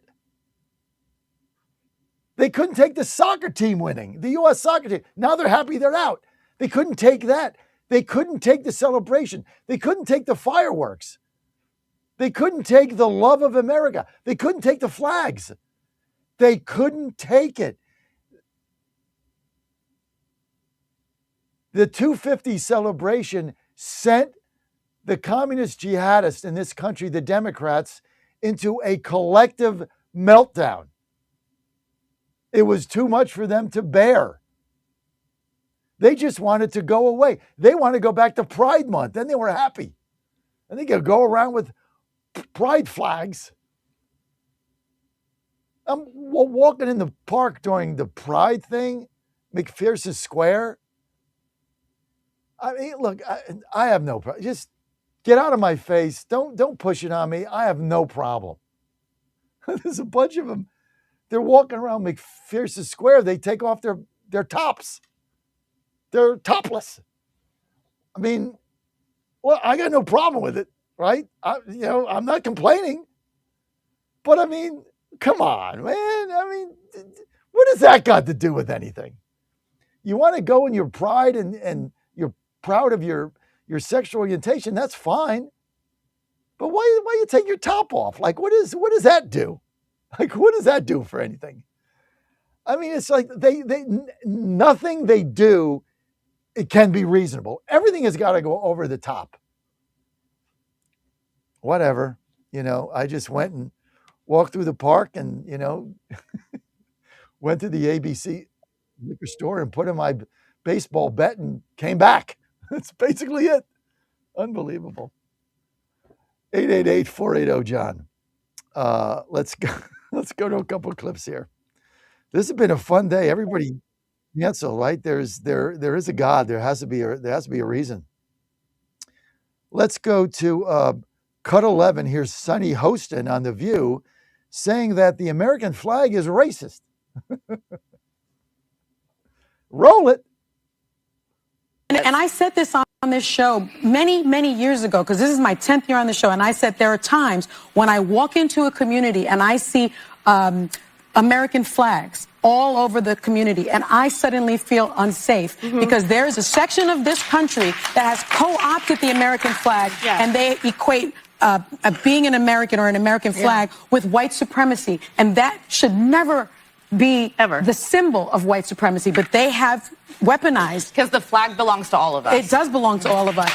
But those men were wearing a flag on their hand. You hear that? I saw the American flag. It made me feel unsafe. Wow. Let that sink in. Let that just sink in for a second. This is what we're dealing with. Cut 12, The View. Take a look. And Mandani is so eloquent. I wish I could just gather my thoughts like that. I just, put my feelings on a cake. I think we have that picture. Can we show that picture? Yeah, that's what I do. Yeah. Message it, and it's a message, and I get to eat. That's where I'm at. 250 years. Yes. We can do better. Let's do better. So on the cake, it says, "We can do better, bitches." It's just hatred. I'm telling you, the 250 put him over the top. I just realized that the other day. This is why you're having this collective meltdown. They saw all these people that love their country and love their brother and love their neighbor and love the flag and love what we stand for, and it put them over the top. They couldn't deal with it. Here's this fraud Spamberger on the Democrat commies. Oh, we're a big tent. Oh, we're a big tent. What is your view, Abby, on Plattner? You got two daughters. What do you think about this, Abby? Another total coward. Woman is a total coward. Total. 15, Virginia Governor Abigail Spanberger on the Big Tent. Roll it. Some of the party's biggest primary victories recently, New York, now Colorado, have gone to candidates running more progressive agenda. I mean, are you concerned that the left is gaining power in your party? I'm of the opinion that we are a big tent party. We've always been a big tent party. And certainly, I think that if you look to 2025, when Mikey Sherrill and I both won, she her primary, me, I ultimately didn't have a primary on the ballot. I think that various candidates resonate in various parts of the country. And I think that what will be the challenge when this new Congress comes in is that all those voices matter and in different ways. All of the conversations that are being had in various parts of the country, whether it's on a political spectrum or a regional spectrum, or a constituency needs spectrum, have to be taken into account. And I think that importantly, the goal of anyone who is running for Congress right now should be, on the Democratic side of the aisle, should be to win the majority. So they're going to defend the Plattners of the world as the Big Tent. So the Big Tent, including supporting candidates that could rape your daughter, allegedly rape your daughter, and you're okay with it? I guess in your Big Tent world, as long as they give you power, I guess it's just Abby, I guess it's just collateral damage for the greater good. Because really what this Plattner thing is, and the reason they stuck with him, if you really want to get to the bottom of this, you know, what's interesting, all our guests canceled today. There's God makes things. There's a reason for my 2-hour narrative here and taking these calls. If you really think about this, if you really think about the allegations against this guy, you really think deep and how the Democrats have handled this, especially the first one with the New York Times, the Trump lady. It's like, you know what? We need to beat Collins. We need power. Women got abused by him, allegedly raped or sexually abused, alleged. In the reports, interviews, whatever, allegedly. And so the Democrats' position here, without saying it, so I'm going to say it, just like I told you about the Trump woman had it coming. The second thing is collateral damage for the greater good. Why don't you let that sink in for a second? As long as we can get power, a rape victim, sexual assault, abuse, women, abuse, Me Too, all doesn't matter. It's simply collateral damage for the greater good. So, Abby, if they rape your daughter or you, it's collateral damage for the greater good. It's a big tent.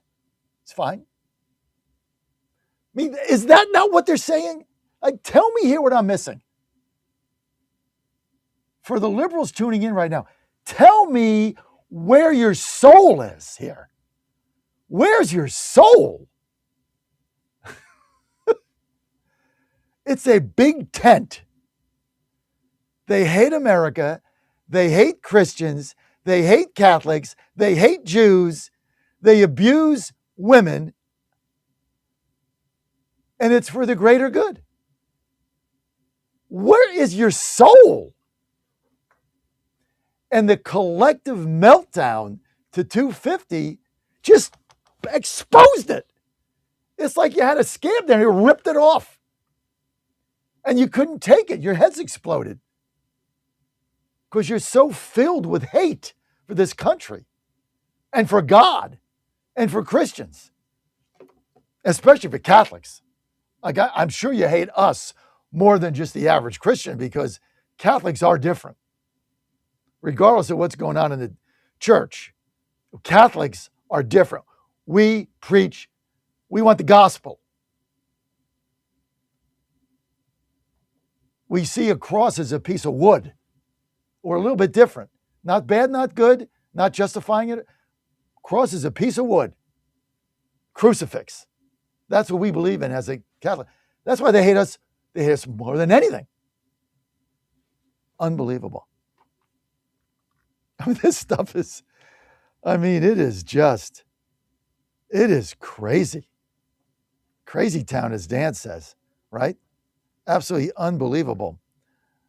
She's a total fraud. Let's see what else we got here.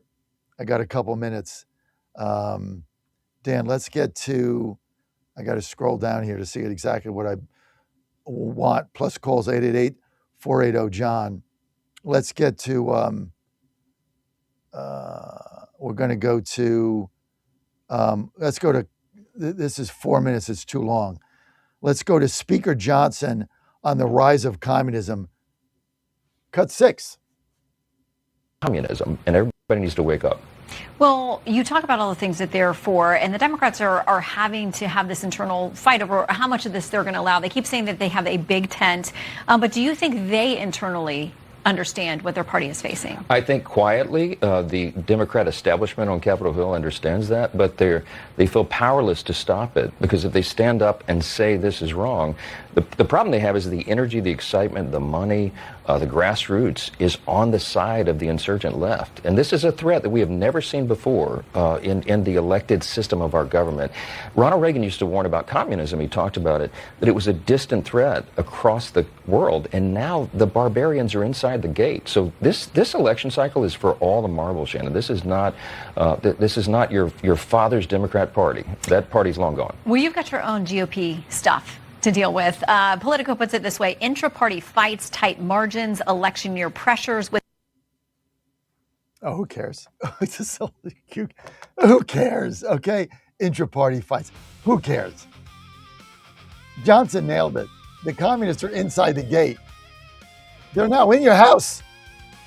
You either get them out or you move out and hand them the keys. Eat out of the proverbial garbage can. Pick one.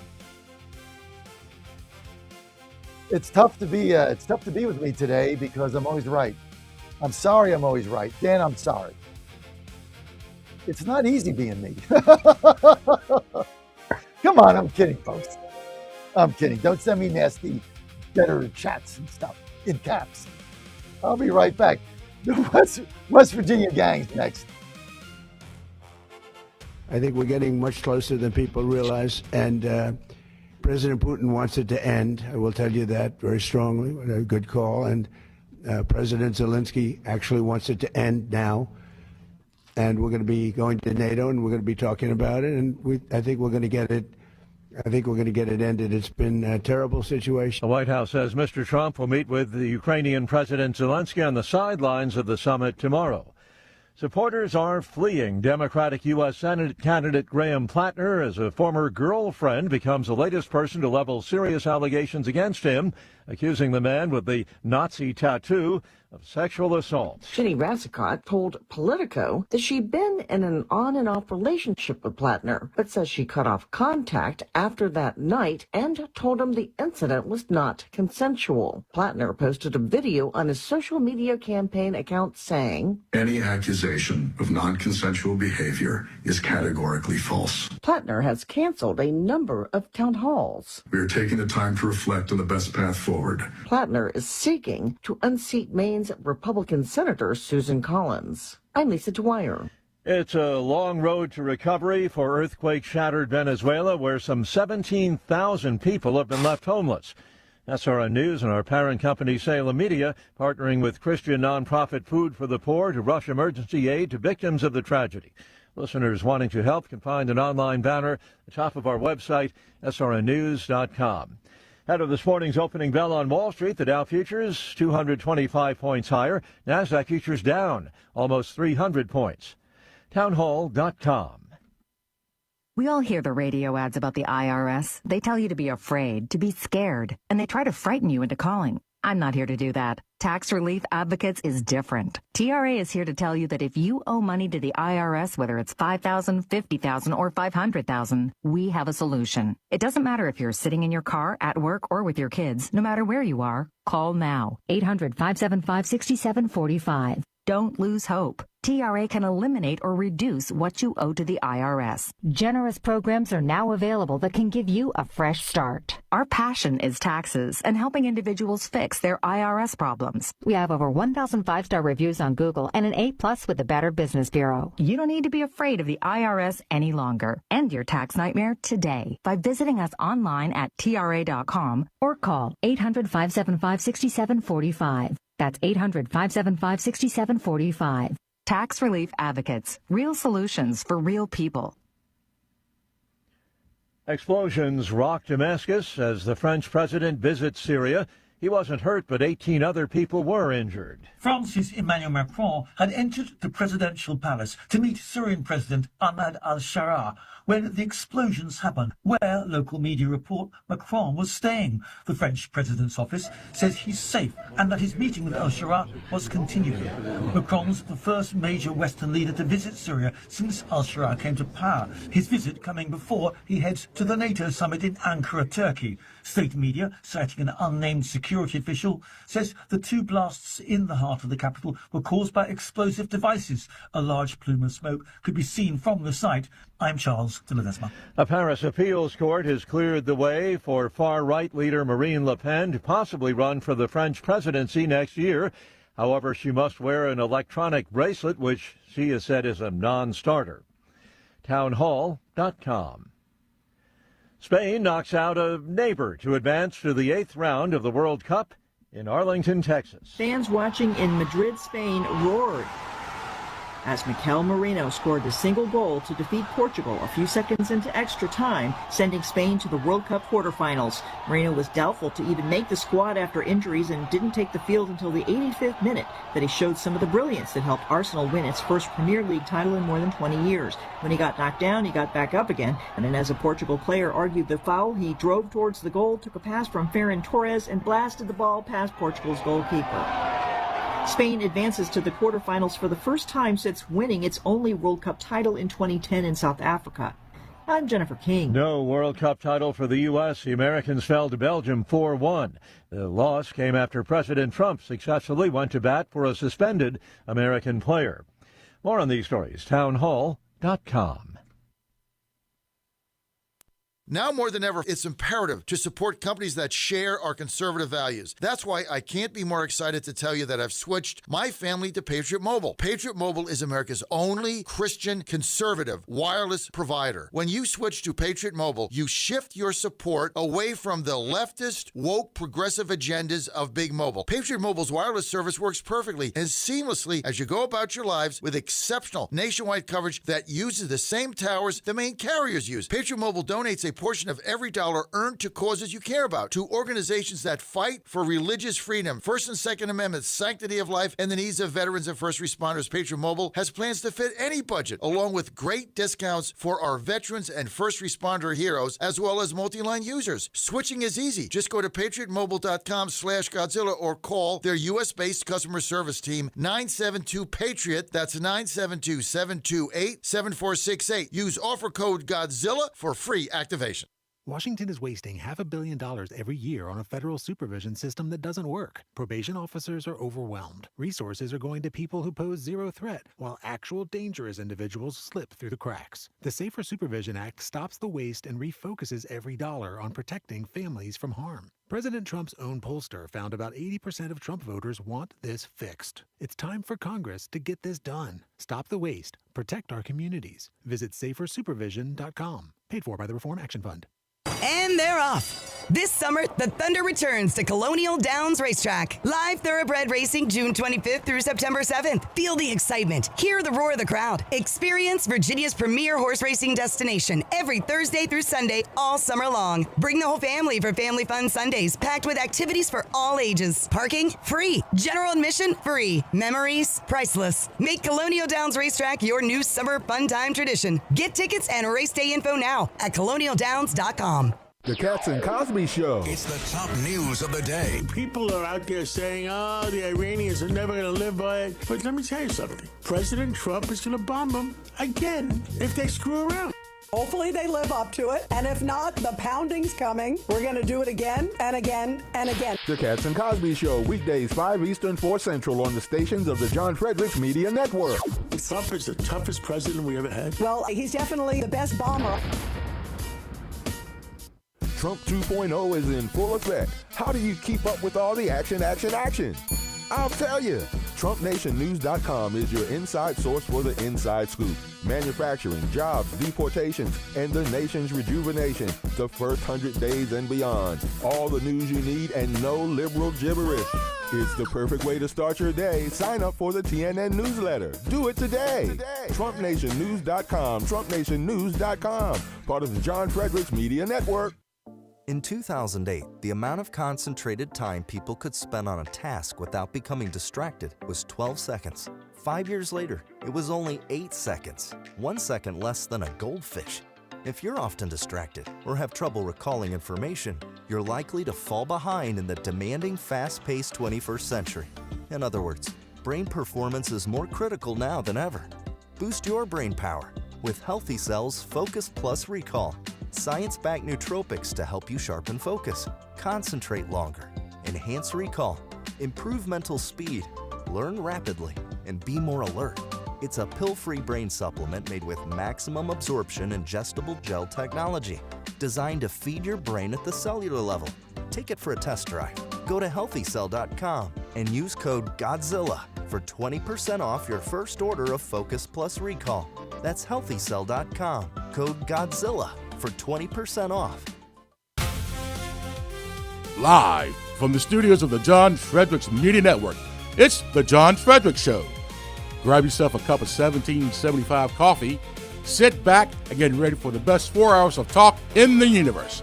To be part of the show, just call our toll-free number, 888-480-5646. And now, here's the Godzilla of Truth, the Oracle of the Deplorables, the man who loves the smell of napalm in the morning, John Fredericks. You're on the John Fredericks Media Network and all the John Fredericks radio apps, and I am your Godzilla of the Truth in America, your Oracle of the Deplorables. Thanks for being with us today. As always, coming to you from Washington, D.C. We are live. We are ready to go. We've got the Mountaineer Mavericks coming up. Larry Pack is going to be joining us. He's the state treasurer. So a lot of good things going on right here. And this segment brought to you by my good friend Barry Draper, who basically designed that song that plays at the top of the 8 o'clock hour. So we love doing that. Good job on that, Barry. And also sponsored by his company, Mountaineer Healthcare. And, you get complete and comprehensive coverage from Mountaineer Healthcare. Whether you own a business or you're an individual, this is something to take a really good look at, like Anna and I have. You get complete comprehensive coverage. Now, you get this: hospitalization, surgery, critical illness protection. Now, they operate in Pennsylvania, Virginia, West Virginia. It's a great company to be involved in. Also, Tennessee. That's why I got them. All my states, they're there. This is a great program because you get access to a national PPO network for low $15 copay visits. Now, if you need quick care, unlimited telemedicine also included. If you need your prescriptions covered, they're good there too. They've got a fully tiered prescription drug plan for you. Now, whether you need an individual plan for yourself or group coverage for your company, Mountaineer Healthcare has flexible options designed to save you some serious money.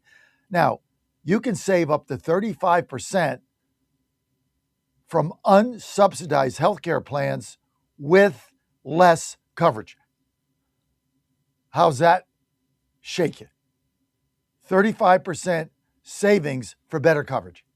Wow. Biggest no-brainer in history. My good guy, my good friend, Barry Draper's got it figured out. The kicker is you're going to save money and get better coverage. Real savings for real working Americans. Now, I got two ways to get in touch with me. You can call them, put that up in the Chiron, Dan, 833-752-6742, 833-752-6742, or you can visit mountaineerhealthplan.com. That's mountaineerhealthplan.com. Again, mountaineerhealthplan.com, or you can call them at 833-752-6742, and you are good to go. Okay, we're trying to get Larry Pack on, but he's not been able to figure out, I guess, an issue. Dan, I would go ahead and text him on his phone. Probably he's not answering because he's waiting for us to let him in, and he doesn't know how to do that. So go ahead and text him. Anyway, let's get to the Mountaineer Mavericks, Dan. Let's get everybody on so I know who's on. I know we've got my good friend Mike Oliverio is with us. He's running for re-election in the Morgantown area. That's going to be a very tough race, but I'm there for him 100%. We need Mike back in the state Senate in West Virginia. This is my key guy for 2026. He's got to win that race, working hard. Great guy. We need him in the Senate. Thanks for being with us, Mike. Also with us is Gino. Gino, good to see you today. Where's your glasses? No glasses today? No glasses this morning. No glasses. We're focused. Don't need them. No glasses for Gino. Gino, a delegate, District 78, and also joining us by popular demand, Chris Rose, Senate District 2. Chris, great to have you with us. Great to be here, John. Glad to be here. Listen, and hopefully we'll get State Treasurer Larry Pack on in a couple of minutes after they figure it out. Now, let's get right to what matters, right, in West Virginia. First of all, I went to the state fair. I don't know if any of you guys were there, but I thought the West Virginia State Fair exhibit was the best one in the country. You guys did a super job. I love the Ferris wheel. I mean, it's mobile, but it's big. That was fun. And also, I saw your ads running. Where did I see them yesterday? Oh, that's right. I'm a Astros fan, so I went to the Astros Nationals game with Ann. Of course, we got beat, whatever. But right up there in the on the scoreboard, they had ads for Visit West Virginia in the summer, and they had a website, westvirginia.com or something. So you John, we're really excited, particularly this summer, about all the attention coming to West Virginia. I think it started this spring with the success of the West Virginia University baseball team. And Chris played college baseball back in the day, so he knows a little bit about that game. And we just got a lot of attention during that run.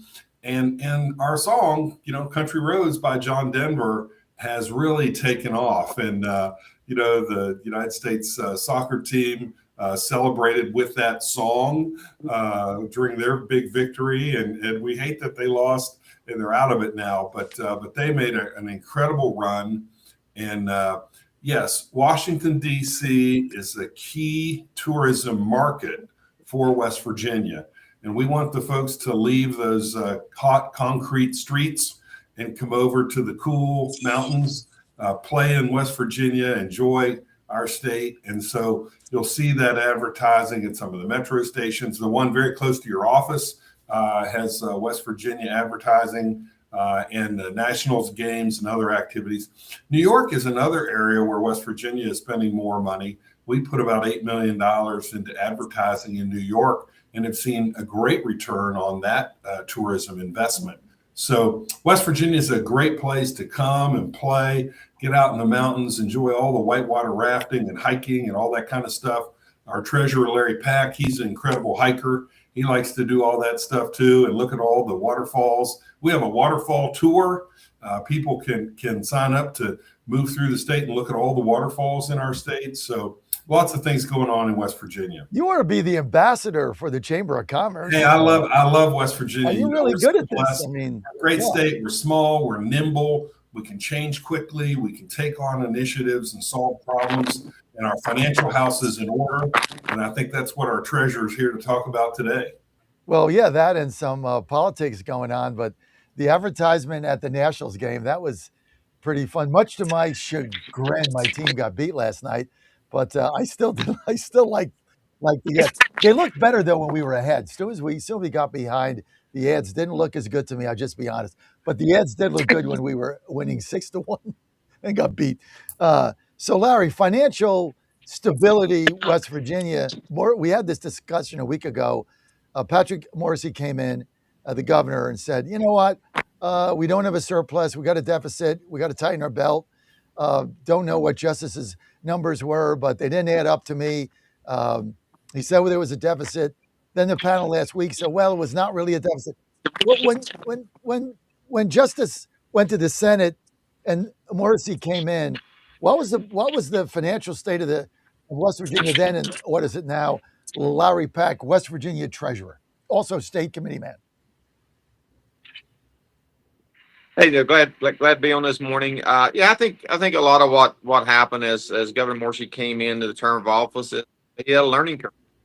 And so when he came in, he thought that there was a deficit. And I think over the last 18 months or 20 months, he's been educated that West Virginia is very sound financially.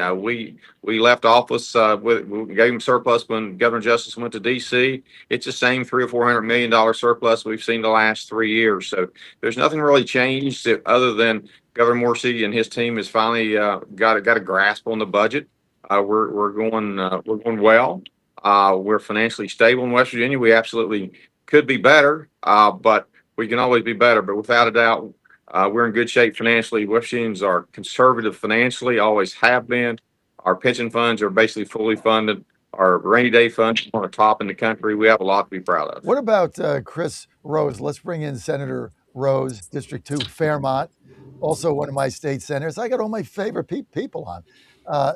So, Chris, oh, by the way, Chris, congratulations on your new job. Thank you. I appreciate that. So I do have a new job, return to the coal industry. I'm now working in a corporate executive position with ACNR, so definitely give me some more flexibility to be a state senator. But no, Larry, Treasurer Pack is correct here. We had a surplus coming in, and there was some, changing of the guard, so to speak. You have a learning curve with that. Every governor, has a learning curve their first year in. And we've been able to see those surpluses continue despite having income tax cuts. We trimmed another 10%, and hopefully we still see the $300 to $400 million year-over-year surplus. We continue chipping away at that till we get that number to the big, beautiful number of 0. How do you get the income tax down to 0? We've talked about this every single week, but you haven't been on the show, and I know, Krista, you've been one of the biggest proponents of getting the income tax down to 0. And I think if you do that, the sucking sound you're going to hear is businesses like ours relocating out of where we are in Virginia to West Virginia, just get out of that tax. How do you guys do that realistically? And then we'll go to Gino. I think sorry, go ahead, Chris. So realistically, one, you have to be able to cut waste as much as you can, but you can't get to 0 by just cutting alone. You do have to grow your economy. We have to continue what the Republicans have been working on the last 10 years by making West Virginia the best place to do a business. Whether it be the speed of permitting, whether it be regulatory reform, we have to be economically better than every state that we touch, but we also have to be in the top 5 in all these categories in the nation. So as energy chairman, one thing I like to focus on, obviously, is I focus heavy on energy. We have to, we see this big demand coming for power consumption in America as President Trump's bringing manufacturing back from overseas with the build out of data centers. You see all these things that are going to be heavy users of energy. Well, how does West Virginia economically compete with that on a national stage, which creates those jobs that gets the money to get the income tax to 0? We have to be faster on permitting approval. Right now, Texas is the fastest in the country with a 180-day approval. West Virginia has a 2 to 3 year process. We're not even in the top 10 in speed of approval for new generation. So therefore, there's a lot of business that doesn't look at our state. So that's one of the things I'm going to lead the charge on next session is to make West Virginia the fastest in the country to approve new generation because we have the energy underneath our feet. So let's get the speed of approval to unleash it.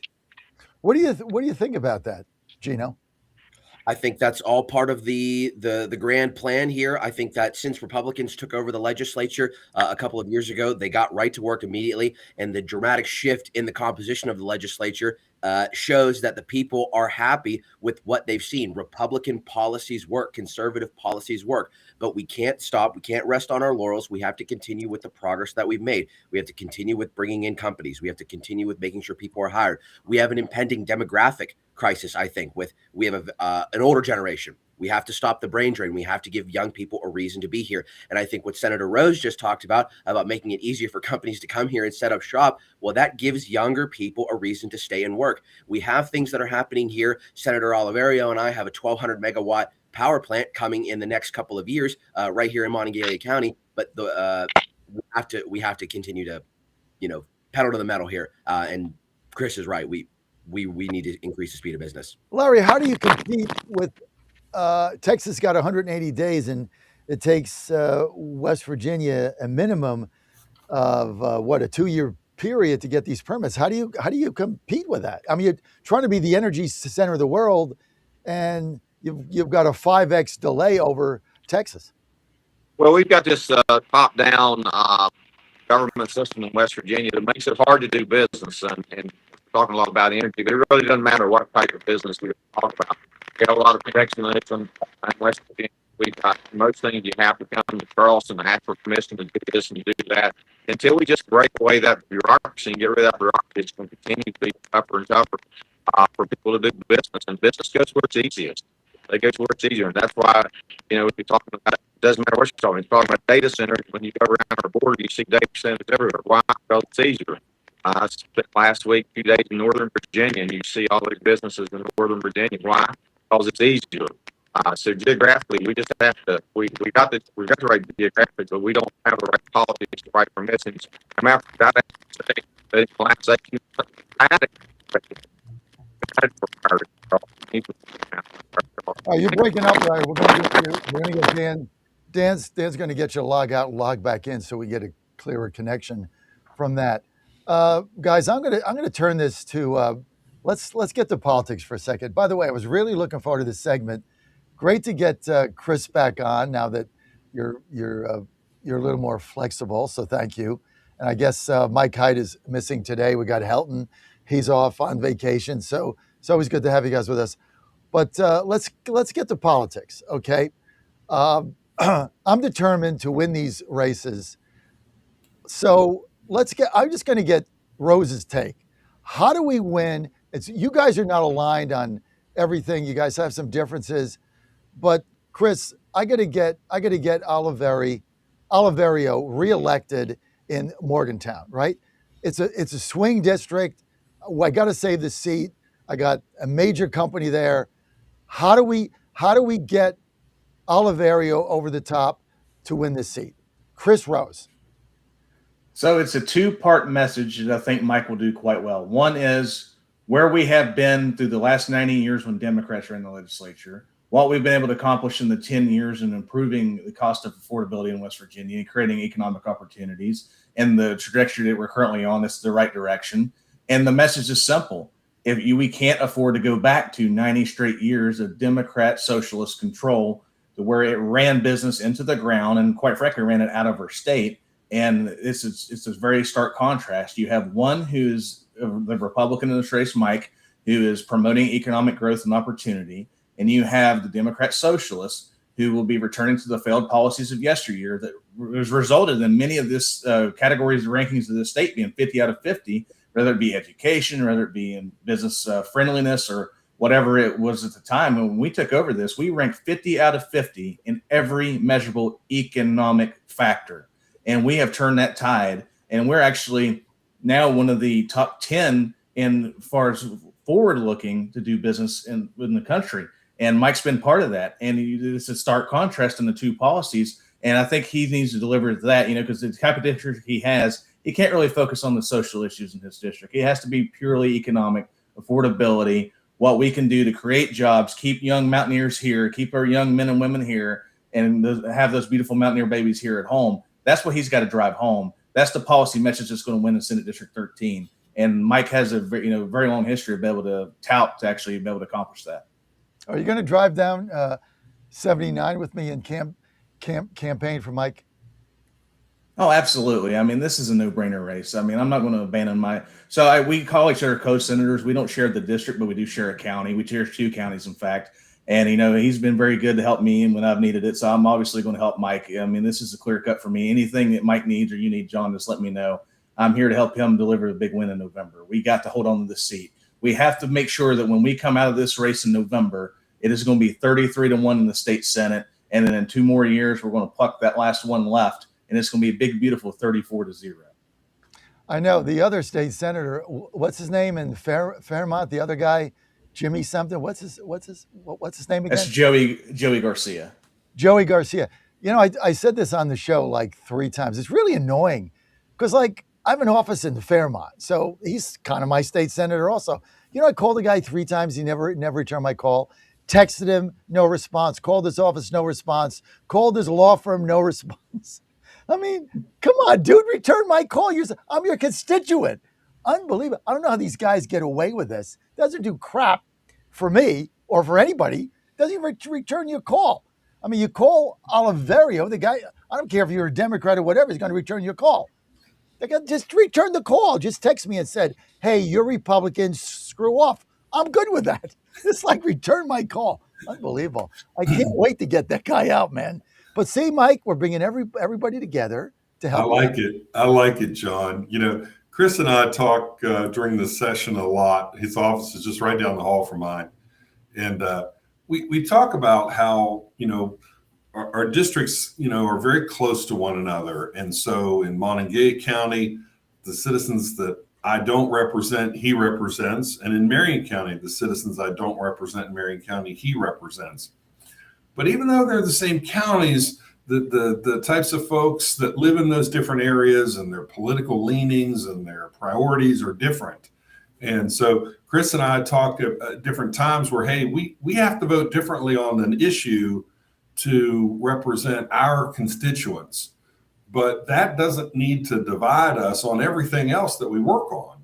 And I think Chris, while he's a young man and he's new to politics, he's very mature in that regard, that he recognizes political realities and he's pragmatic and has been helpful to me. He goes off on some tangents sometimes, and I say, Chris, that bird will not fly in my district. And he says, I get it, but I want to do it. So go, try that. And I think it's helped us to have a good relationship. And Gino's great to work with as well. Gino's House district sits within my Senate district. So we represent the same people and we work together. We helped remodel a community center by directing Senate and House funds into that community center, helped it become handicap accessibility for elderly and disabled folks. And we've helped support the Boy Scout camp. There's a big Boy Scout camp in our district. And we've helped with funding there. Hundreds of kids from all over the country come in the summer. There's 260 kids there today, John. If you want to stop up and visit them at the Boy Scout camp, they might even let you climb the wall. They have a huge climbing tower. Gino's been up to the top before. I've looked at it from the bottom. I'm not sure. I'm not sure I can climb the wall. I'm very proud of the fact, though, that I've brought my two friends together, Chris Rose and Mike Oliverio. I think this is the best work I've done in West Virginia. I'm so happy you guys are together because you both need each other. We need you guys on the same page, and we got to win this race. Gino, speaking of races, you're in a tough district too. How's that look? I think things are looking pretty well right now. I've been following my Democrat opponent relatively closely. Don't know if he's got the strongest instinct for it, to be honest, but certainly not taking anything for granted. So I think that what Senator Oliverio and Senator Rose pointed out, when it comes to Monongalia County, it doesn't really feel like we have individual districts up here, whether it's delegates versus House, because Senator Oliverio covers 95% of my House district, and Senator Rose covers the very top 5%. That's where I live. So Senator Rose is technically my direct senator, but it feels like we're all representatives of Monongalia County together. That's the dynamic that we have up here. So it's a diverse economy, whether you're talking about Cheat Lake in the Northeast, or you're talking about Blacksville and Maysville out towards the west, where Senator Rose and Delegate Joe Statler are. We're a team. We're a team, and I think that we've got a great functionality together. I think we work very well together. We still have 3 Democrats that come from Morgantown. Going to be honest, those are probably going to be pretty tough to flip. I don't know if that's necessarily in the cards, but I think that we have a great working relationship, and I think that Morgantown and Monongalia County have strong Republican representation. Well, I think if you don't, I'll be biased, but I think if you don't flip in 26, you're going to flip in 2028, where that's going to be the Republican year in West Virginia, no doubt about it. And I think that's when you get rid of your final state senator as well, because the other race, Huntington's over. I mean, I talked to Miller the other day. He's up big, according to his polling, and he's very popular there. So I think you're in good shape there. Let's get to the elephant in the room. I know we've talked about this, but now this is real. Okay, guys, I'm gonna lay this out. I wish we had Pat on. It's one of the reasons I got him on today. Justice is running for governor. There is no doubt about it, guys. I have heard this now from too many people. I said this a week ago. It's even gotten more demonstrative, right? I mean, he's planning a campaign to run against Patrick. Here's the concern I've got. First of all, I like Patrick. I backed him. I'll back him again. Done. But Justice is going to beat him. They got internal polling numbers that show him up big if he comes back and runs for this seat. And then my concern is, does it tear? I mean, the party in West Virginia is in such a good spot now. Does it tear it? I mean, how do we survive that? I'll go to Rose.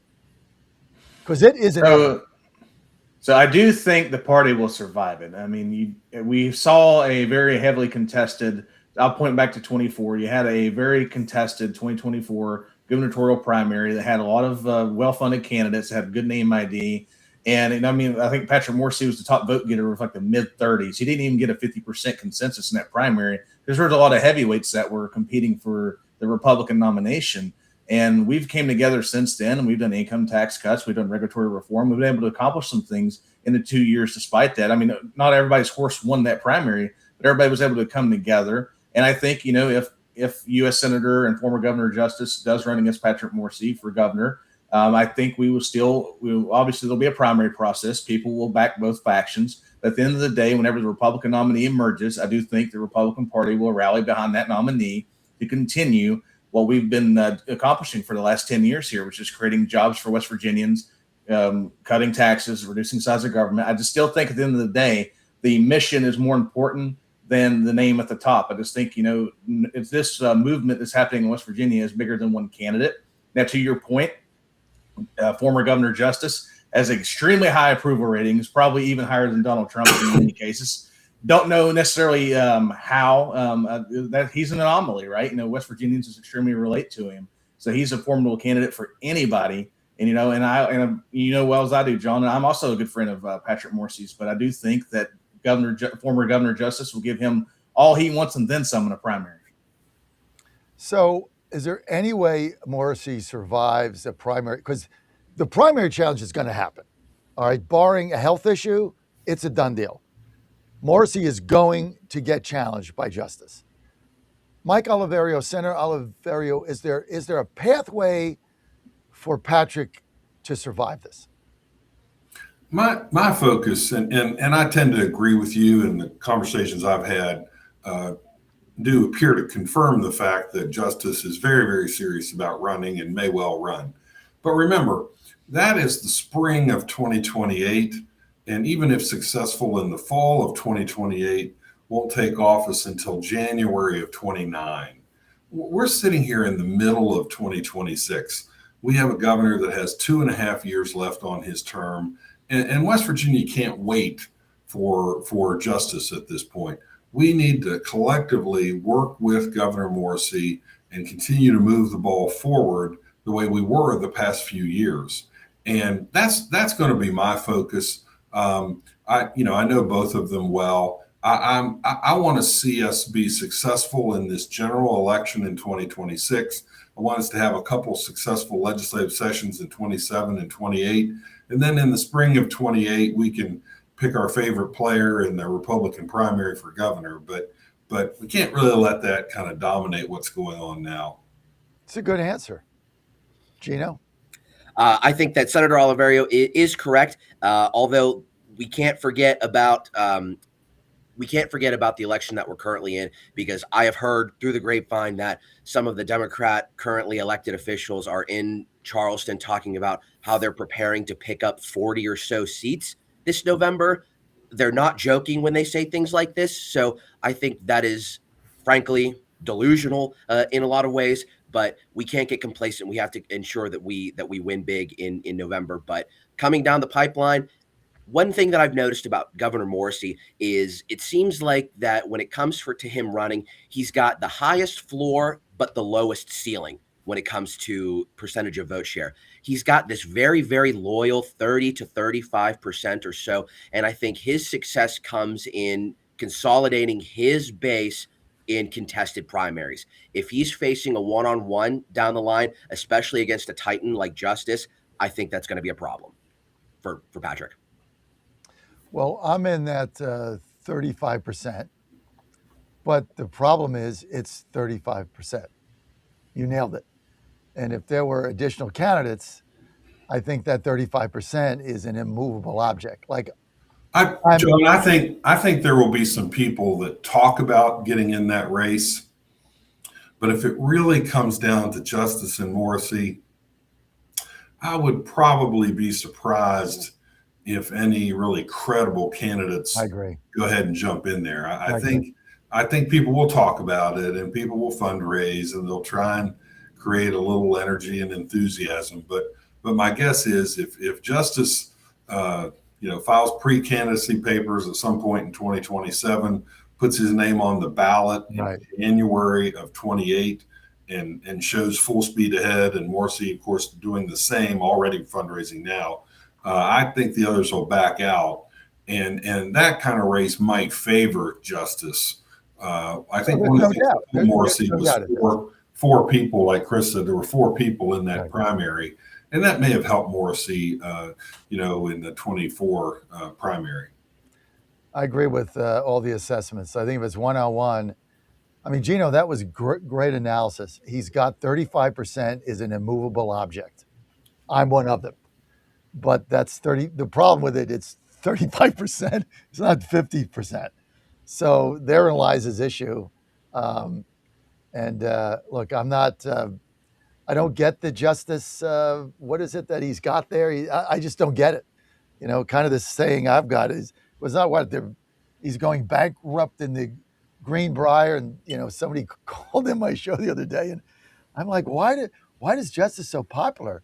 And he says, well, because of his theme song, I'm just like you, I get repo too. I mean, it's just like, I don't know what the guy's power is, but everybody I talk to there says that if it's a 1-on-1, Patrick is in big trouble. So we'll see what happens. But it is like, to Mike's point, it's far away. Chris, Justice, John Justice, he's a populist, and I think he relates to the everyday West Virginian.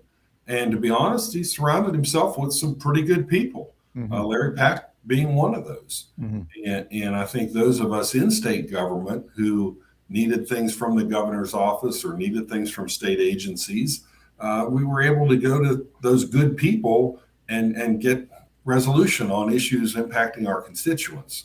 And I think that was Justice's strength, that he brought in some really quality people. His chief of staff, Brian Abraham, went over to Washington with him for a year or so, and now is president of one of the power companies in West Virginia. So obviously those folks have a lot of confidence in him. But other folks throughout state government, he brought some folks in who were willing to roll up their sleeves and work hard. And I think people related to that. What is your assessment, Rose? Senator Rose? I think he's right. So one of the things that's not been talked about yet on why Justice is so popular compared to some other people that may run for governorship is the West Virginia culture. He is a West Virginian. He's a lifelong West Virginian. He does things at West Fellow. I mean, he just acts like, talks like, looks like a West Virginian. He hunts, he fishes, he's very outdoorsy. He's people call us folksies by the way we talk, and he just sounds like he's authentic in that regard. And I may not agree with all of his policy positions. I mean, I do think he was a pretty good governor, but I'm like you. I'm in that 35%. I'm a Patrick Morsi guy, but at the end of the day, Patrick Morsi, to what other people talked about, one of the things that has not been talked about is while I like him, he doesn't come off as an authentic West Virginian. And and I've even told him that's one of those things where if you would embrace West Virginia culture, be seen doing some West Virginia things, and don't just do it during election season. Just embrace it as part of your learning of the state. And for the record, he's been in this state for a very long time now, but he's not originally from here. But to voters, that matters if you embrace the culture. That's not a political issue per se, but it's still of becoming one of us, becoming that adopted West Virginian. And Jim Justice, much to his credit, the very thing that becomes West Virginia, he lives and he breathes it. I mean, it's every part of every one of his walk of life. And that was what makes him so relatable to so many West Virginians. No doubt about it. Whatever it is, he's got a mystique, and he'll likely, if he does run, likely be the gubernatorial nominee. But it sounds like you guys are pretty confident that the party will get put back together. We'll all move on, and we'll be good from there. Rose mentioned this getting these permits down. It's the first time I heard this, from 2 to 3 years to 180 days, like Texas. Well, explain, Senator Oliverio, how do you do that? What is the procedure within Charleston to get that done? Well, I think you have to make some changes to your Public Service Commission. You have certain notice requirements. Things have to be given notice for 30 days, 60 days, and they kind of stack up a little bit. And when you put all those things together, that's how you get those long lines. So what you end up having to do is try and shorten each of those pieces so that then your total length is shorter. And you want to give people an opportunity to do filings and things that have to be done. But I think that maybe the place to start is just looking at what Texas does and seeing how we can make changes to get closer to something like that. The public needs input. Your state division of environmental protection needs to research and do permitting. So it can't all be about short and speed. It's also got to be done right. But when you see something like that, you say, wow, maybe we are, as Senator Rose said, maybe we're missing the boat here, and we need to try to amend things. Now, some of these projects require an enormous amount of financing, and separate and apart from permitting, that takes time too. So if you can get the permitting done a little faster, then those folks putting up the financing feel a little bit more comfortable that, hey, this project's a go. It's not speculative, still waiting on the permitting. So that helps you too, to get the financing if the permitting is behind you. Yeah, but what is the pathway? I mean, like, how soon can it get done? Because what you say, Chris, makes sense, especially because we spent the last 3 weeks on data centers. And of course, the champion of data centers of all time is incoming, I hope, Senator Chris Miller, that like he wants to be the data center of the globe in West Virginia. And everybody else, every other state I have on, they all hate data centers. They all want them to go away. It's become a political football. If you're opposed to data centers, you're going to win, right? Everybody hates them except West Virginia. So we already talked about that. But like, what is the process of I mean, who do you, when you get to Charleston, how do you just say, we got to get back to 180 days? Like, what is the mechanism for that? I'm still not clear. So we'd have to change the state code. The current state code for the Public Service Commission for an issue of a certificate for generation is a 2 to 3 year process, and we have to just change the state code. Well, how do you change it? Like, what is the process to change it? Just like any other piece of legislation, introduce a bill, which I have it ready to go. I introduced it late last session. I didn't have time to move last session, but I already have it ready to go. I'm going to introduce it very first thing this upcoming session, and we're going to put it on the agenda in the Senate Energy Committee.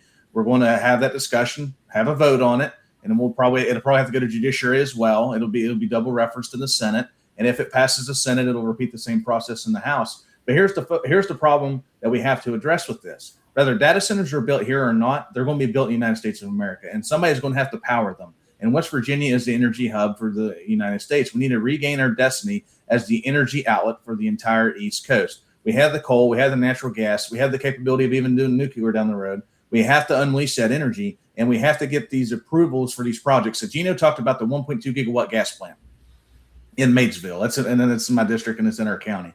Well, there is 0 current baseload generation gas plants in West Virginia. There's 5 on the books being approved, pending permit approval right now, including that one. There's a 1.6 gigawatt coal plant in Grant County, pending that permit approval. I would much rather get it to 180 days and get this approved under President Trump than the rolling of the dice under, God forbid, if 28 went wrong and we had a Democrat president, these projects get canceled because we took too long to get them approved. Now, don't get me wrong. I understand you still got to do due diligence, but we're talking about gas plants and coal plants. We're not reinventing the wheel. I mean, these plants are going to be very similar to new coal plants and gas plants that are being constructed elsewhere. So it shouldn't take 2 to 3 years to do your due diligence. I do think with the right resources, 180 days is more than enough time to make sure that all these projects are on the up and up, get them approved under this current Trump administration, and not miss this opportunity to regain our destiny as an energy powerhouse in this country. I mean, 180 days is 6 months. That's a long time. 6 months is a long time to do your due diligence. Do you have the votes, Chris, to pass this in the Senate?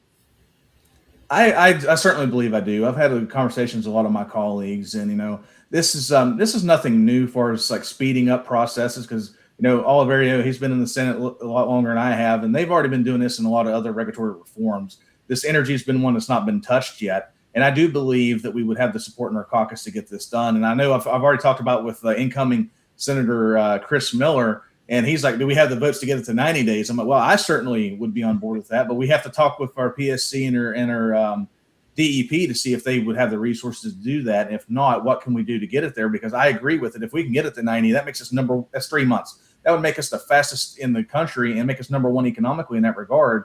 And when you're number one, that's when you start getting everybody's attention. So I think we have an appetite for 180 days, but if we can get it to 90, you know me, John, I like to be aggressive and I like to push things. We'll see how that conversation goes. But right now we definitely have support to get it to 180 days. That's epic. Hey, John, this reminds me of a book I read 40 years ago. Lee Iacocca became the president of Chrysler. He gathered together his engineers and his team, and he said, we need a convertible. We need to compete in that space. And they laid out the scenario with the engineering, the design, the manufacturing, the marketing, all the things that needed to be done to get a Chrysler convertible on the market. And it was 36 months. And Lee Iacocca looked at the group and he said, go downstairs to the shop floor and cut the roof off a LeBaron and put a convertible on it. And I want it in 6 months. That's what they did. And it's that kind of discussion where you have to have leadership that says, hey, we're going to the moon. Hey, we're making a convertible. Hey, we're going to approve permits quickly and get people to work. So are you in favor? Are you in favor of Rose's bill? I'll support reforms. Yes. Yeah, but will you back the 180? Chris has heard me say it before, and Gino's heard me say it. I live at 123 Main Street in reality. That's where I live. And in reality, where I live, I know we will need new transmission lines, new pipelines, new power generation. It's just our job as legislators to make sure it's done in a responsible way. So that's our goal. It's not our job to oppose all of those kinds of projects because some voices among us don't want certain things. We just have to find a way to do those things responsible because in reality, people want a gas line. People want to be able to have electricity. People want heat in the winter and they want the air conditioner. But at the end of the day, would you vote for Chris Rose's 180-day? Yeah, if again, like I said, if we can do it in a responsible way, if you can go through that process, take out the timelines that aren't necessary, work with our DEP and say, hey, this needs to be done quicker. Does this piece need to be done at all? And you work through that. If that passes the Senate, can it get through the House? I don't see why not. I think that's really in line with a lot of the House's priorities as of late. It'll have to go through our Energy Committee, of course, and both of our Energy Committee chairmen, the chair and vice chair, lost their primary election. So we need to restructure our Energy Committee a little bit, but I can't imagine why something like that would have too hard of a time. I think the hardest part about getting bills through the process in the 60-day session is the fact that it's a 60-day session. A lot of terrific ideas never see the light of day just because we're so crunched for time. I have 99 other colleagues trying to get their bills passed. The senators have, 33 other colleagues trying to do the exact same thing. So Chris, as the energy chairman over in the Senate, he's got a lot of pull. He can certainly make it happen, but I don't see something like that if it comes over to the House and it makes it onto an energy agenda. I don't see why we'd have any problems with that. Getting things done and getting things done faster, I think that needs to be our mantra. When do you guys convene again? We go back in January, second Wednesday in January, 15th, something like that. Right. It's our goal to move at the speed of business, not the speed of government. Oh God, too much, guys. The 180 days. I mean, you got to bring that out there, Chris, because like you're trying to be the energy center of the globe, and you got a 3-year process. Like it doesn't make any sense. Like you just can't do it. I mean, I'm in Washington D.C. I'm a layman, right? So I'm not involved in you guys, but just sitting here as a commentator, it's like, okay, I want to get all these data centers. I got to get the energy. I want to be the data center leader. Then I want to be the energy leader, but then I have a 3-year process to get anything approved. Well, you can't. It doesn't work. It's insane, as far as I'm concerned. So sounds like your top priority in there. That and getting rid of the income tax.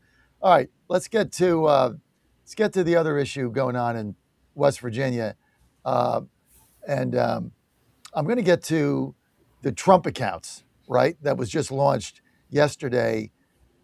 Every West Virginian baby that came into the earth that they can get a Social Security number for between January of 25 and December 31st of 27 gets $1,000 from the government.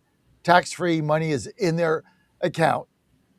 How do you get every new parent in West Virginia, regardless of where they are, what their economic situation is, to be aware of this and take advantage of it? Mike Oliverio. Well, I think you promote it just like anything else. You know, I recall when the CHIP program came along, the Children's Health Insurance Plan, and state government put out a variety of promotional items and, you know, little booths at county fairs and those kinds of things. I think all of that helps. Today, obviously, we have the benefit of social media, and so that can be used to do it. I know there are some people that, because Trump's name on it, they don't want to do it. But the reality is, as I say, as a financial advisor, I think it's advantageous to start these accounts and allow their family members to put money in and grow these accounts and teach this young person in time as they mature the value of saving money. Because young people, when they finish college and start the first job or they come out of high school, trade school, apprentice program, whatever the case is, boy, if they can save money in their 20s and 30s, it makes such a big difference toward retirement because that money has so much longer to grow. So, you know, I think that's what we should be doing. We can't spend a lot of money on it. There's no real direct benefit to the state necessarily. It's more of an indirect benefit to the state and our citizens to encourage people to participate. Well, the other thing it does is it takes young people and enables them to buy in to the American dream, which is you see your money compound, you can get it tax-free, you can take it out at 18, put it in an IRA, buy a home, get a trade, whatever. And I'm going to go to Chris here. If you got any programs like this, like in DC, as bad as we are here, we're down 800 cops. 800. It's a lot, right? Trying to fix that. One of the things we're doing is if we get top cops in, people want to come here, there's an up to, get this, $80,000 bonus. Now you have to stay over time, right? You just don't get it, then you leave. So it builds over time. You have to stay a period of time as a DC cop, but that's a lot of money for somebody over a 4 or 5 year, I think it's a 5-year period. Could you guys do something similar to that in West Virginia to encourage young people to stay? Maybe have some kind of a program where over time, if you stay and work there, you get, some kind of an incentive to stop the brain drain that, for me, is the biggest issue you have. Chris? So we do have a similar program, and I think Mike may have been in the Senate when this came to be, the Ascend West Virginia program, where we allow people to relocate back to West Virginia or even move to West Virginia as remote workers. And there is an incentive where they stay here so many years to get that kind of compensation. So we have a program on the books like that, but we could expand, to target specifically the young people of West Virginia, to your point. So when they graduate from WVU or Marshall, we keep them here instead of, like you said, and like Gino said, the brain drain, and we keep our young tradesmen here as well. But another thing we need to do on top of all of that is revamp our CTE programs as well. And I know I'm trying to attach something else onto this, but you have to create that opportunity. When we talk about attracting jobs here, one of the number one things we hear about is, do you have the trained workforce to meet it? So our CTE programs at our VOTEX and our high schools, and I want all of these high school kids to go through it, whether they're going to college or not. Every of these, also to keep the young here, is we graduate them right out of high school, already available to go work at a manufacturing facility with that skill set, or to go work in the gas fields or the coal fields, or they can go to college. But let's go ahead and already have them prepped for that as well. If you do that as a 1-2 punch, you have the incentive for them to stay, and you already have them ready to make a 100,000 a year job, and you give them the economic opportunity. I think if you combine those two things, we can keep our youth here, and we can end that problem permanently. Well, $100,000 income in West Virginia, I got to be candid with you guys, is like $250 where I live in downtown Washington, D.C. I mean, you make $100,000 in West Virginia. You have a very nice lifestyle for you and your family. Okay, Rose, I was just made aware by Oliverio that you played college baseball. Where was that? So I played college baseball at Bluefield State. I was a center fielder. It's not as big as where your son played at WVU, but it definitely gave me an opportunity to get my mechanical engineering degree, and it was a lot of fun. So, Senator Oliverio, now that we find out he played baseball in college, shouldn't we rope him in to be one of our baseball analysis on the pregame shows and Godzilla Wins, Mike? I think he might be able to be at least half as good as I am at that. You were good. I got to tell you, we had a bunch of them. Height was good also. I think it was, Helton? I think Helton played ball. Yeah. We had a great time with that. And I was just so excited. You know, I mean, I grew up in Morgantown. I went to WV baseball games on metal bleachers in March rain. And to see where this program has come, you know, I was a college kid coaching Little League baseball, and one of my players' dads was the head coach of the WV baseball team. So he would bring boys down from the WV baseball team to help my little leaguers, and I just had a relationship with the team for over 40 years, and it was so exciting. And you know, and I said last time, you know, when you had those 4 flags left on those giant flagpoles out in Omaha, and you saw that flying WV up there with the North Carolinas of the world, it was really exciting and gave all of us a great sense of pride. Now, none of those schools will ever be as good at rifle as we are with 21 national championships, but it was sure fun to compete at that level in baseball. So, Rose, during football season, we have our West Virginia, our WV Sports Nation football pregame show. Don't you think you ought to be on that, Chris?